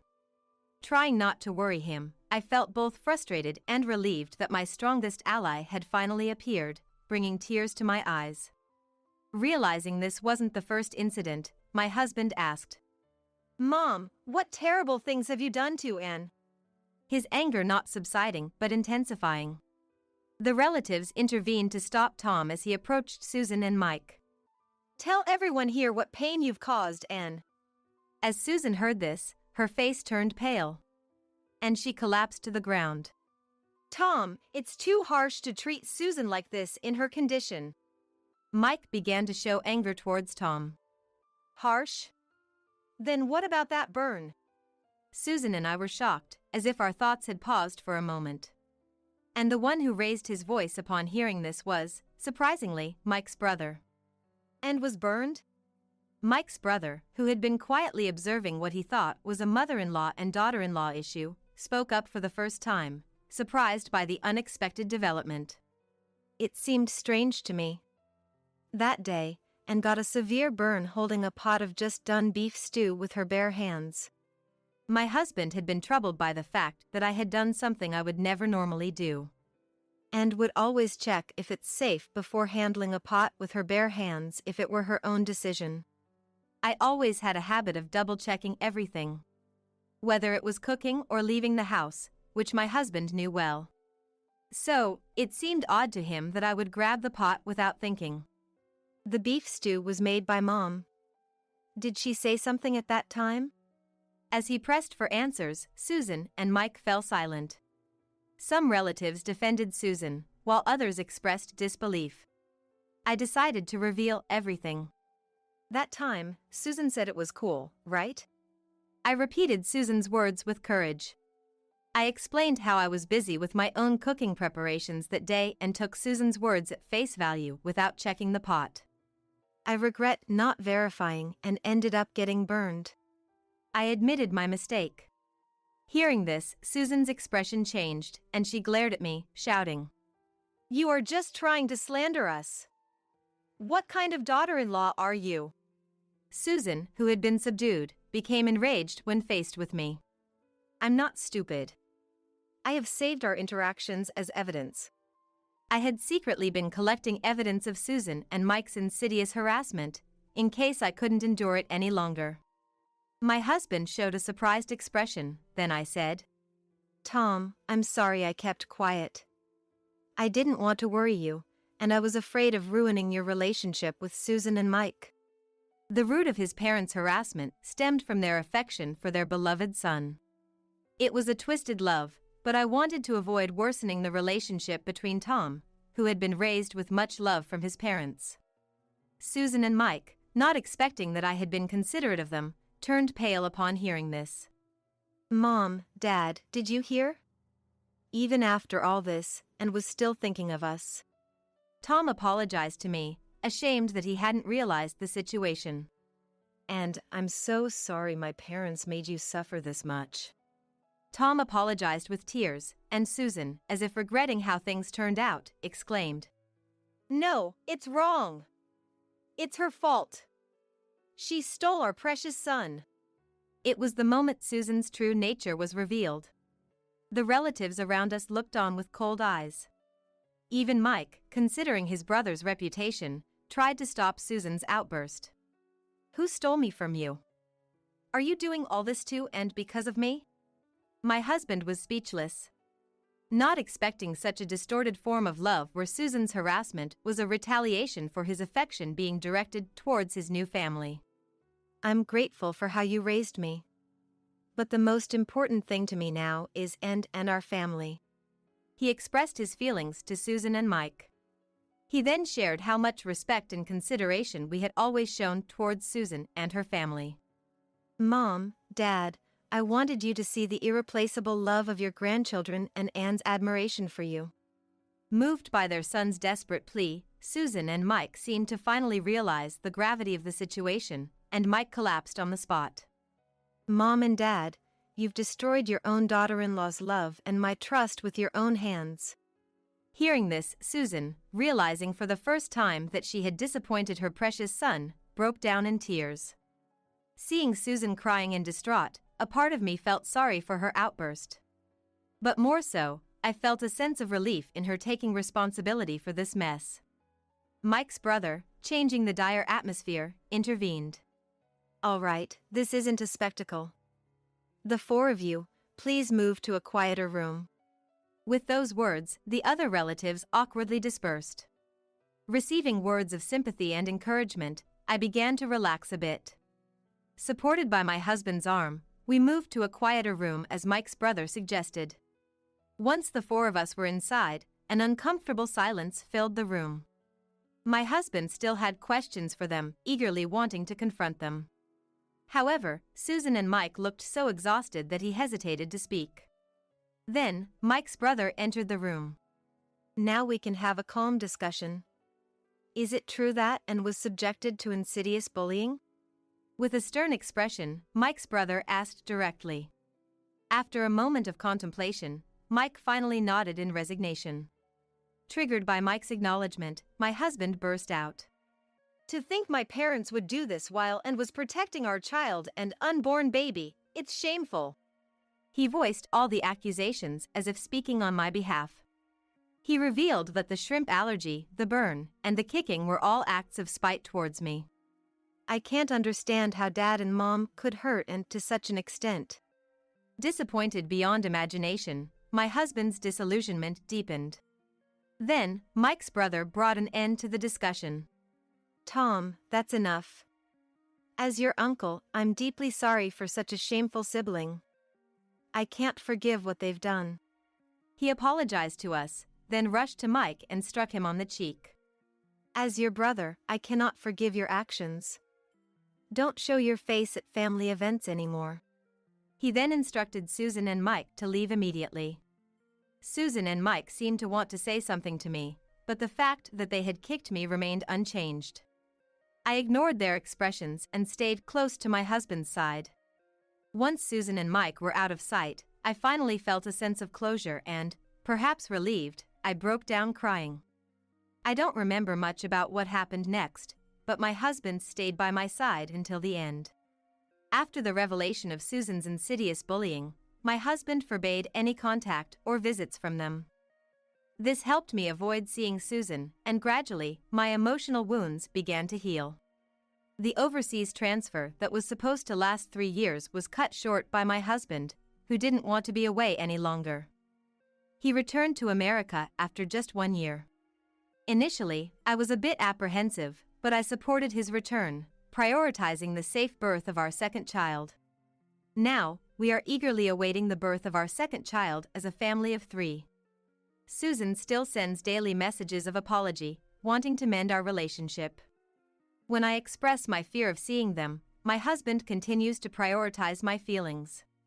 The relatives also talk about how haggard Susan looks now. And the general consensus is that it's their own fault. In a situation where my husband and relatives are on my side, there's not much Susan and Mike can do. So, once our second child is born, I plan to show them the baby. However, I have no intention of repairing the relationship with Susan and Mike.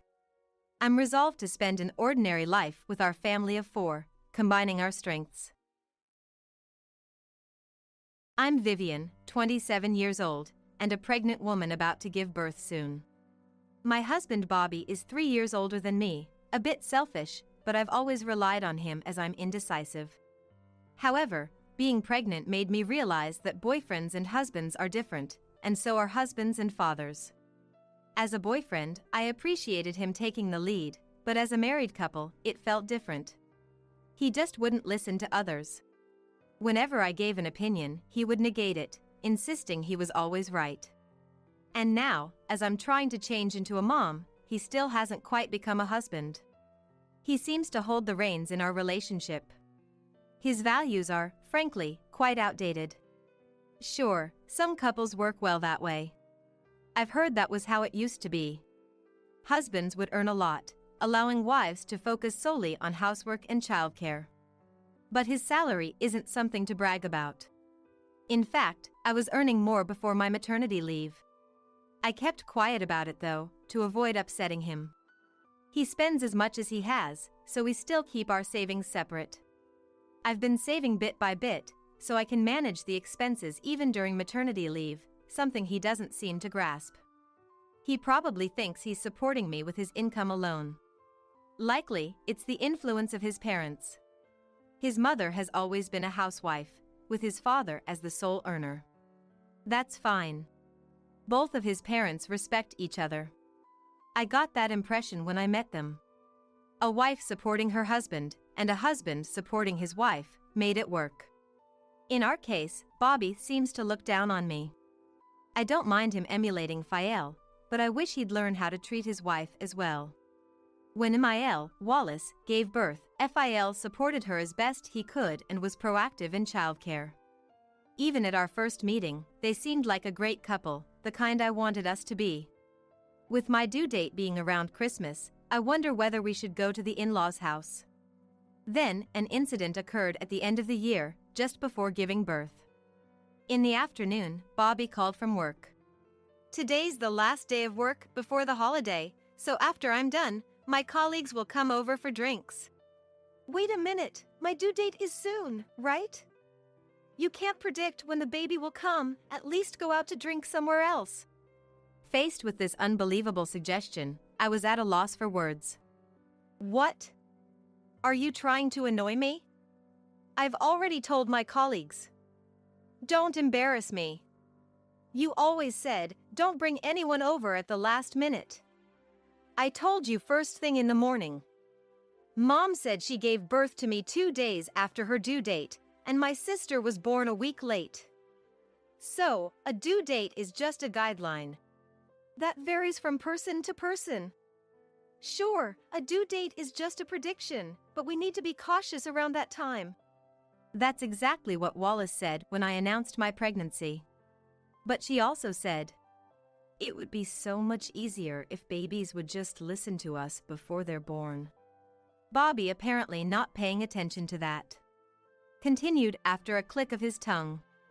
So, I'll stay home when the due date comes. Don't use pregnancy as an excuse to tie me down. I didn't see your messages today, so clean the house by the time I get back. It was messy when I left this morning. Don't embarrass me, and prepare food and drinks, okay? Remember to keep your promises. Wait, I'm pregnant. I can't even clean up. Remember I asked you to do it yesterday? The mess was because you didn't clean up. He seemed to recall and then got angry. You're a housewife, right? You're being supported, so don't make me do housework. Just do it already. Saying that, he hung up. The mess he was referring to was actually made by him yesterday. He had brought colleagues home just before returning once before. I did ask him to inform me in the morning, but I never expected him to do this, especially not so close to the due date. My belly weighs about 3 kilos now, putting pressure on my organs. You wouldn't understand unless you've been through it. I didn't understand until I got pregnant. My sister-in-law, who's already had a baby, keeps in touch frequently. I feel blessed to share these hardships with her. Wallace reminisces about the past and brings things I need, and Fael helps out too. The in-laws' house is really nice. The baby in my belly, perhaps worried about me, kicks me repeatedly. It felt like a sign not to comply with his demands. So, I called his office. The person who answered passed the call to him. Hello, Bobby? It's impossible today. My belly's been kicked so much, I just can't move. What? Don't call for something like that. I'll drink at a colleague's place then. Don't call the office again. It's embarrassing, cut it out. At least clean up. If you don't, it's divorce, understand? All I could hear was the cold electronic tone in my ear. I couldn't believe he was this terrible. Lately, he has been using divorce as a threat for everything. He thinks I'm afraid of divorce now that we have a baby. He uses it to make me anxious. According to him, it's discipline. The only reasons I haven't divorced him are the possibility of change after the baby's birth and the in-laws' presence. How can someone from such a good family turn out like this? Knowing Sael, it's definitely not the parents-in-law's upbringing. It must be his friend's influence. At our wedding, one of his friends said, "Keep your wife in check." After that, he started acting more arrogantly towards me. Since the wedding, he has been acting even more bossy and bossy towards me. Just then, the phone rang at the perfect time, and I answered it. Hello, Vivian, how are you feeling? Wallace, it's not my body, it's my mood that's terrible. Wallace sounded a bit panicked over the phone. The due date is Christmas, right? You might feel like you have a lot to do, but prioritize your baby and yourself first. Thank you. But the problem isn't that. I'm sorry to say, but I might end up divorcing. I don't want to part from you guys, but I've reached my limit with this incident. I couldn't hold back my tears anymore. Wallace sounded frantic on the other end. What happened all of a sudden? Can you explain? Bobby called earlier, saying he's bringing colleagues home tonight. He told me to clean up and buy drinks and prepare. If I can't do that, he said it's divorce. So, I guess there's no other choice but to divorce. I've been threatened like this for a while now. Even the usually cheerful Wallace was silent, listening. I'm sorry, I didn't notice. Bobby told me you were going to give birth near your parents' home. What? I'm not at my parents', I'm at our house. I didn't understand why he would lie about that, but her response clarified it. That's why I've been giving him money every day, as he said he couldn't eat properly. I should have taught him housework to reduce your burden. That's my responsibility too. No, she did teach him. It's clear from how Sael is. He just chose to escape. Even Fael does the household himself. Really? I didn't know that. I'm sorry, I almost became an ungrateful wife without knowing the situation. No, it's our fault too. If you're not at your parents', we're neglectful parents. We should have helped more. When he gets drunk, he won't get away with it. I'll give him a piece of my mind next time. I was relieved to have a mother-in-law who would stand up for her son's wife like this. Thank you. I'm really happy I can rely on you, Wallace. You're like a real mom to me now. I lost my mother early, so her friendliness meant a lot to me. I'm feeling okay for now, so I'll try to clean up. I'll order the drinks for delivery and take a break once it's done. Don't push yourself too hard. If anything happens, I'll come right away. After I finished cleaning and was taking a break, he came back home. The party was mostly his colleagues being considerate, but a drunk Bobby started giving orders. Hey, we're out of drinks, bring some more. As he said this, a colleague went to get them, but that only made him angrier. Don't use my colleague, you've embarrassed me again. His colleagues, looking disdainful, soon said they had to leave. Fortunately, it was the holiday season, so there were plenty of excuses. As they left, he passed out, and I saw them out. One of them apologized profusely as they were leaving. We heard you were pregnant, but didn't expect you to be at home. Please take care of yourself. And stopped me as I tried to follow them to the door. After that, I don't remember much for a while. Later, Wallace told me she couldn't get through on the phone and found me unconscious when she arrived. She had called an ambulance in a hurry. I regained consciousness on a hospital bed. Still feeling weak, I decided to keep my eyes closed and rest a bit. Just then, the door to the hospital room opened. What the hell, you're sleeping soundly. I rushed here for nothing. The house is still a mess, nobody's there, and I get a message to come to this hospital? You've embarrassed me in front of my colleagues. It's definitely divorce now. In fact, wake up already, I need you to sign the divorce papers. The juniors were disgusted with you.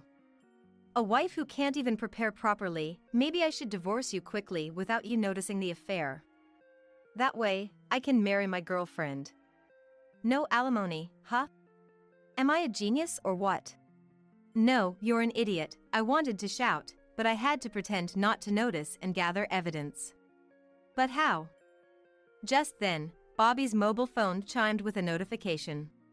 He looked puzzled. Why am I getting a message from Vivian? What?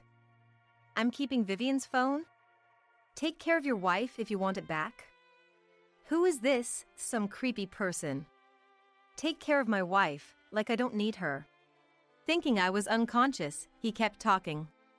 Ever since getting pregnant, she's gotten lazy with housework, doesn't care about her appearance, and just keeps getting fatter. That's natural, I thought. I'm pregnant with your baby.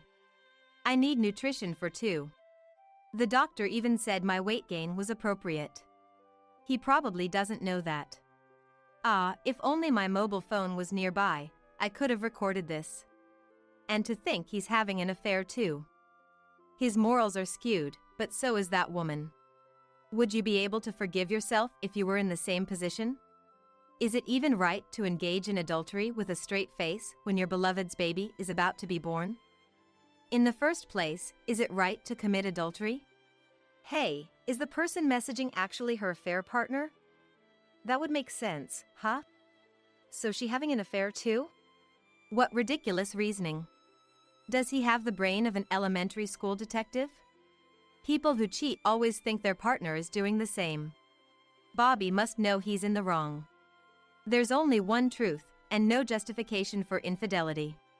Then his phone rang again. Huh? I'm not the affair partner? Is this guy psychic? Then who is it? Strangers shouldn't meddle in our business. Who's a stranger? This is a family matter. The door opened, and Wallace barged in. What? Why's Mom here?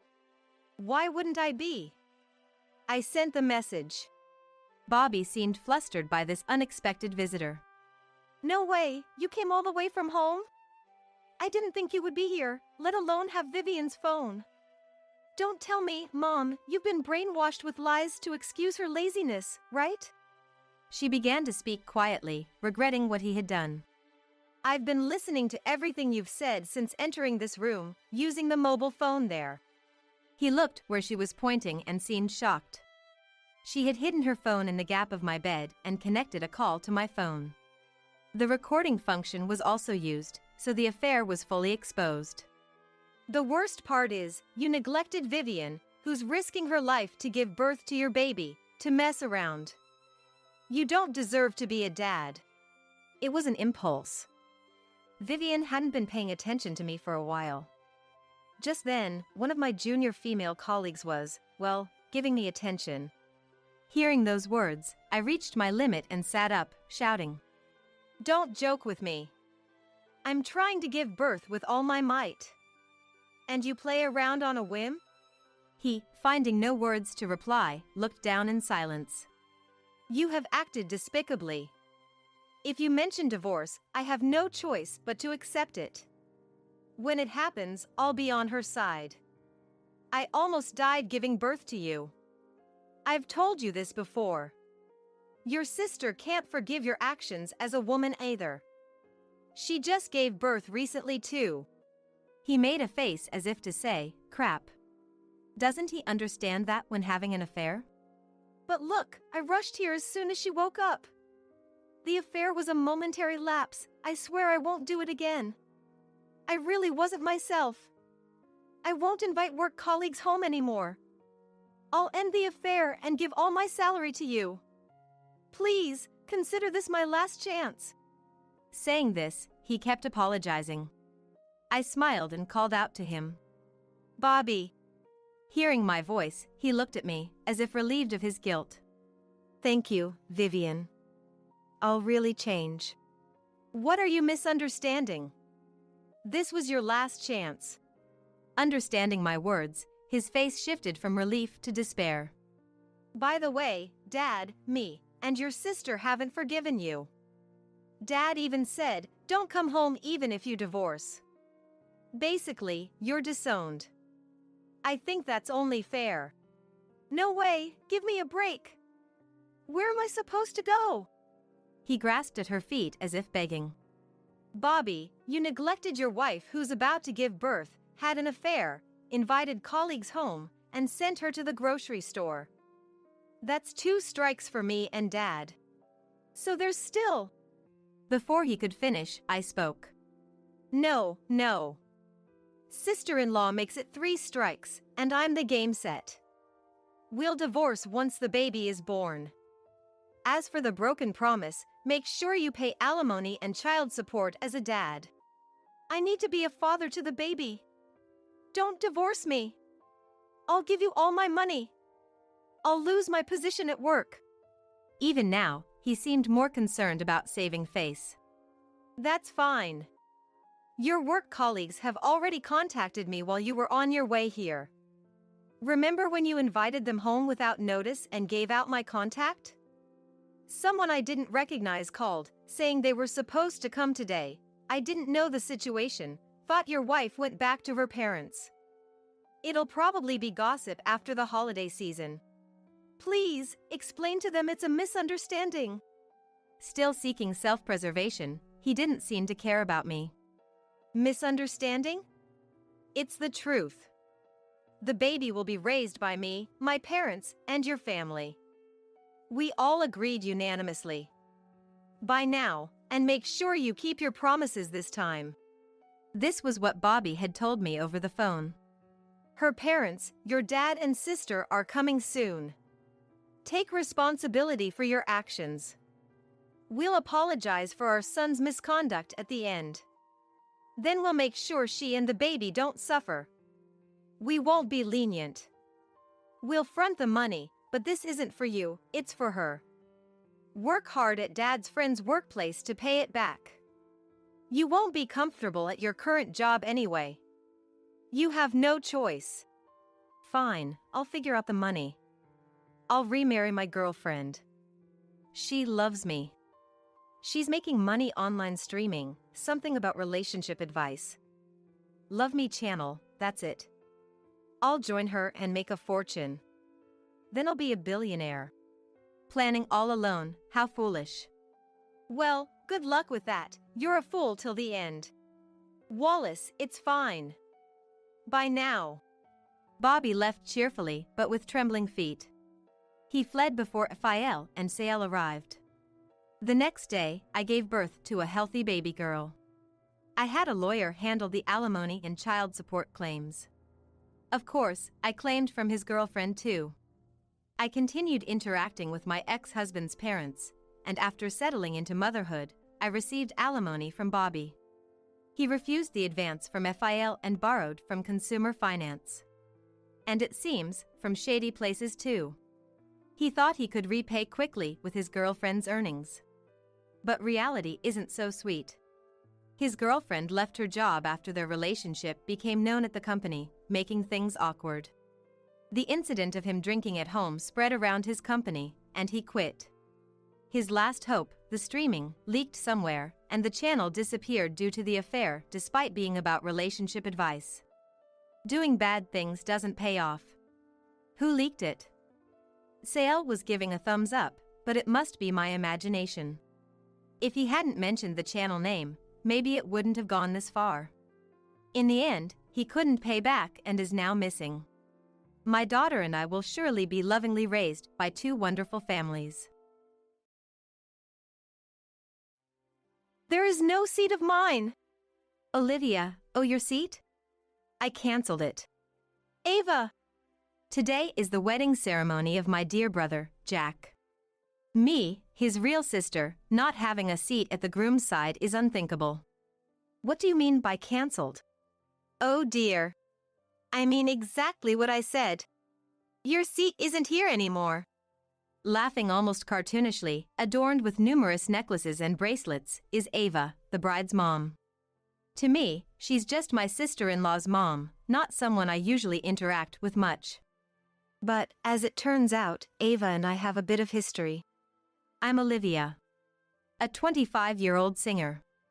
Since childhood, I've pursued my dream, enduring hardships and disappointments, but 3 years ago, I passed a crucial audition.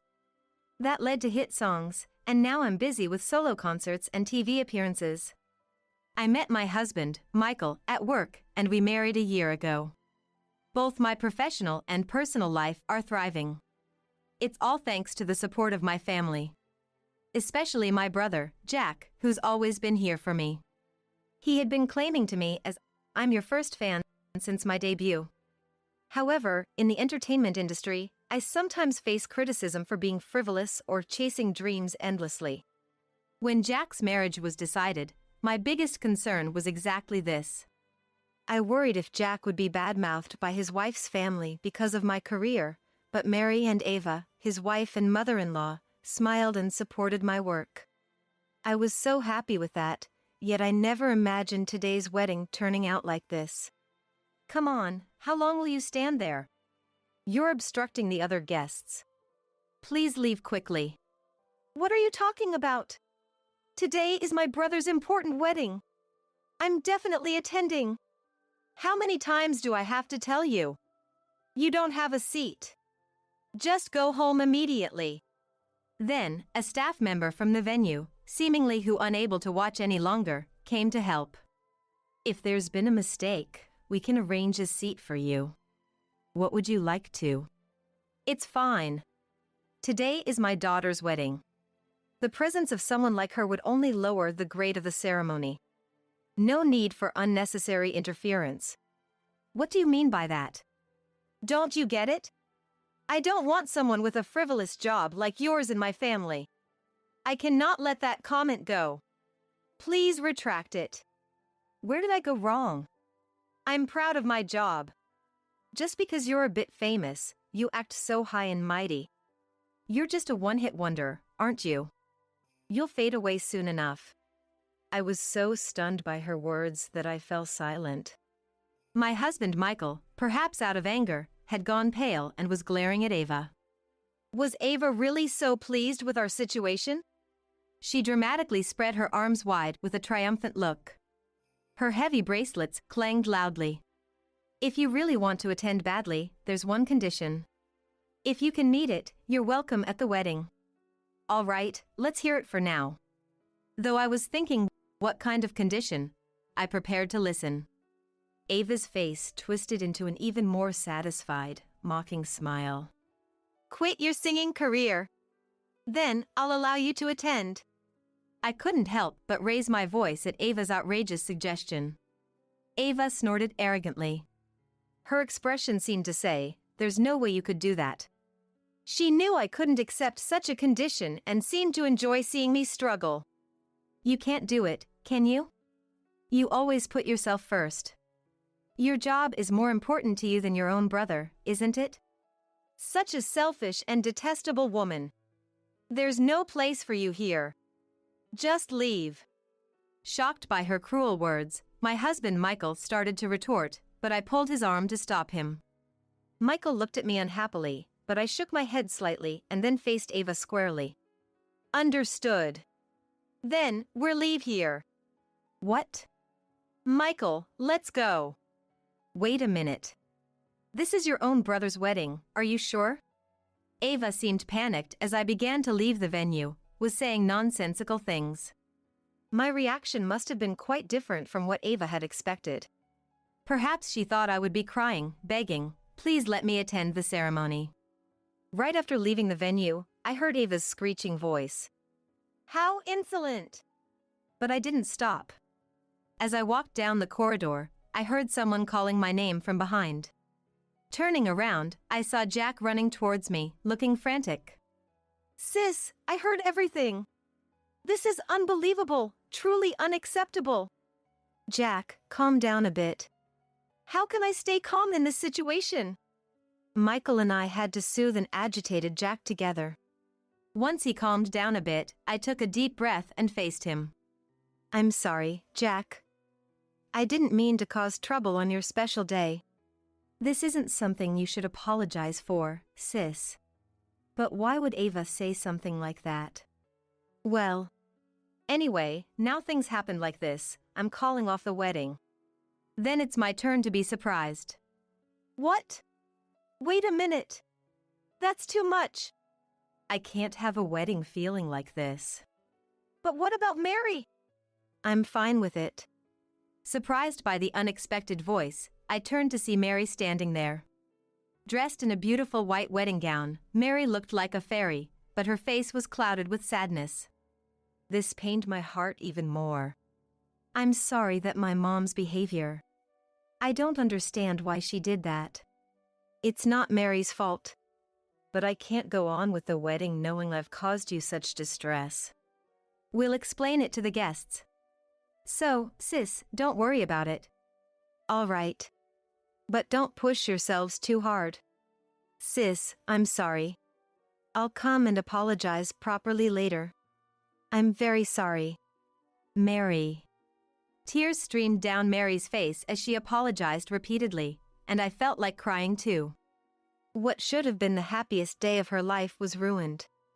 This made me even angrier at Ava. But there was nothing more we could do there. Michael and I left the venue with feeling terrible. According to Jack, who called me that night. When Ava heard the wedding was cancelled, she was furious. Seemingly oblivious that she was the cause, although she ranted about the preparations and the money spent. However, an angry, tearful Mary and Ava's husband, now aware of the situation, scolded her, and she reluctantly backed down.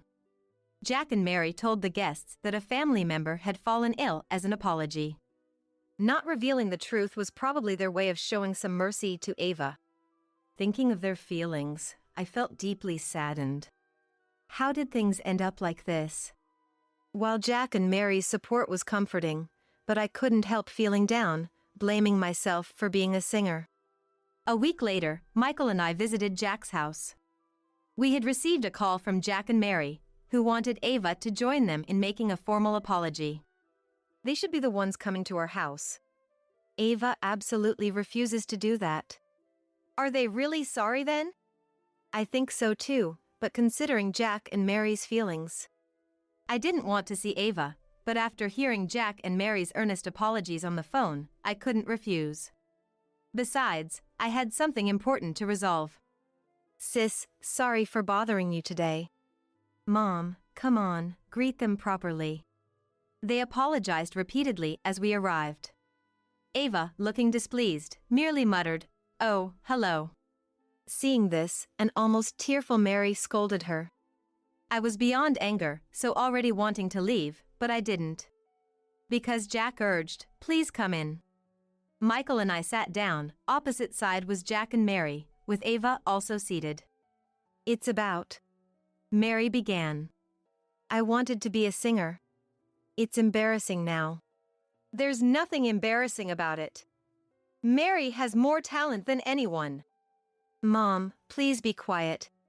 As you can see, she was more enthusiastic about me becoming a singer than I was. Singing is the perfect career for Mary. Please, just be quiet. Ava, about to start shouting, was silenced by Mary's firm words. Of course, singing was my dream too. But as I realized there were better singers out there, my desire faded. Yet, Mom insisted I become a singer. So, 3 years ago, in my graduation year, I promised the audition I took that would be my last. If I passed, I'd pursue singing, but if I failed, I'd give up. And I failed. It wasn't just a failure. You made it to the final round. You were almost successful. As Ava exclaimed, I was intrigued by the audition 3 years ago. It was the same audition that kick-started my career as a singer. I had a suspicion. Mary, was that the audition? Yes. The same one Olivia passed. I participated too. I hadn't realized it at all. You only care about yourself, don't you? Such an unpleasant woman. Mary, with tears in her eyes, reproached Ava, who spat out her words with vehemence. As I watched the two of them, I finally felt a sense of understanding. Hearing Mary's story, Ava's past behavior finally made sense to me. And seeing Ava's attitude now, I decided to go through with a decision I had secretly made. I finally understand, Ava. Oh, what's with that look? How insolent. Honestly, I wasn't sure whether to say this or not. After all, you're Jack's mother-in-law. I didn't want to make a fuss. What do you mean? Ava, you've been saying it all along, haven't you? To introduce Mary for a singing job or to refer her to my agency. Eh? Mom, you said that? That was just small talk. Even for small talk, it felt like big pressure. You became more aggressive when I didn't take you seriously, and recently, You even threatened to sell my private photos to a tabloid if I didn't introduce her. Hey, that's practically threatening. Jack, enraged, leaned forward, but I gestured for him to stay calm. Next to him, Mary opened and closed her mouth in disbelief. She might have been too shocked to find words, not expecting her own mom to do such things. I felt a bit guilty, but I couldn't stop now. The incident at the wedding ceremony, was it your way of getting back at me because things didn't go your way? Mom, did you really do such a terrible thing? That is. You coward. Bringing this up in front of Mary. I knew Ava didn't want Mary to know about her actions. Mary would be hurt if she found out. That's why I had been hesitant to say anything. But I had explained the situation to Michael, then he nodded slightly at me from beside of me. Ava was ignoring Mary's attempts to stop her, approached me, veins throbbing on her temples. Let me make it clear. Mary has far more potential as a singer than you. If it weren't for you, she would have passed the audition. She could have been a singer, even a star. I let her marry into a less impressive family, thinking it might lead to a singing opportunity for her. How dare you take advantage of my kindness? Ava's intensity silenced not just me, but Jack and even Mary.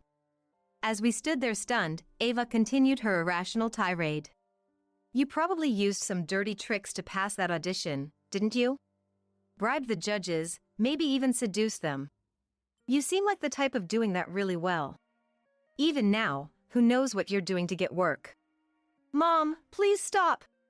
Mary's tearful plea seemed unheard by Ava. I was so overwhelmed, I didn't know whether to be angry or sad.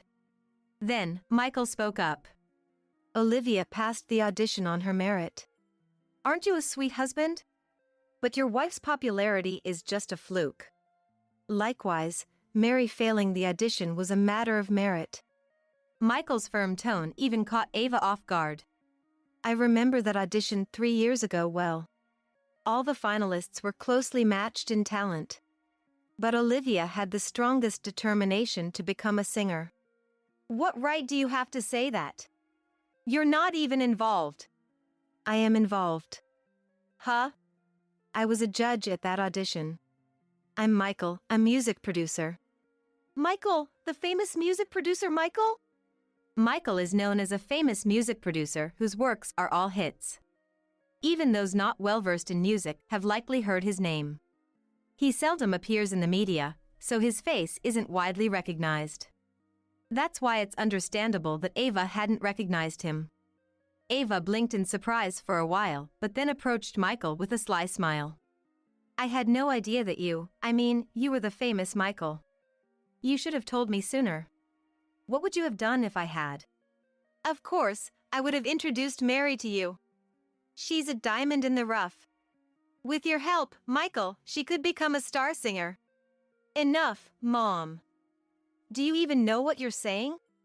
Be quiet. I will make Mary a singer, no matter what. Stop it, please. Mary yelled with a voice that sounded to shake the room, tears streaming down her face as she glared at Ava. Her face was red with anger, fists clenched tightly, clearly furious from the bottom of her heart. In conclusion, Mom just wanted to make me a singer for her own vanity and desires. That's the worst. How can you say such things to your mother? A parent's dream is their child's dream. Children have a duty to fulfill their parents' dreams. Don't you understand that? I gave birth to a child with a talent for singing, just for this. Don't talk nonsense. The one talking nonsense is you. You could have been rich and famous. What a disappointment. That's it. I've had enough. I'm cutting ties with you, Mom. What? Are you out of your mind? From this moment, you are a stranger to me. Please leave. Mary, don't joke around like that. Get out. Mary, with a strength that belied her slender arms, pulled Ava and pushed her outside the door.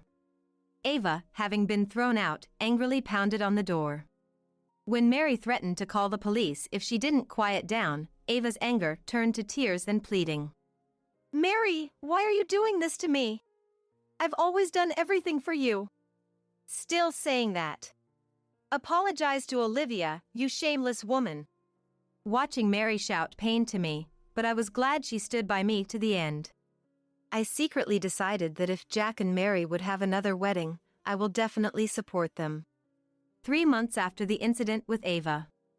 Ava, disowned by Mary, was also divorced and kicked out of her home by her husband.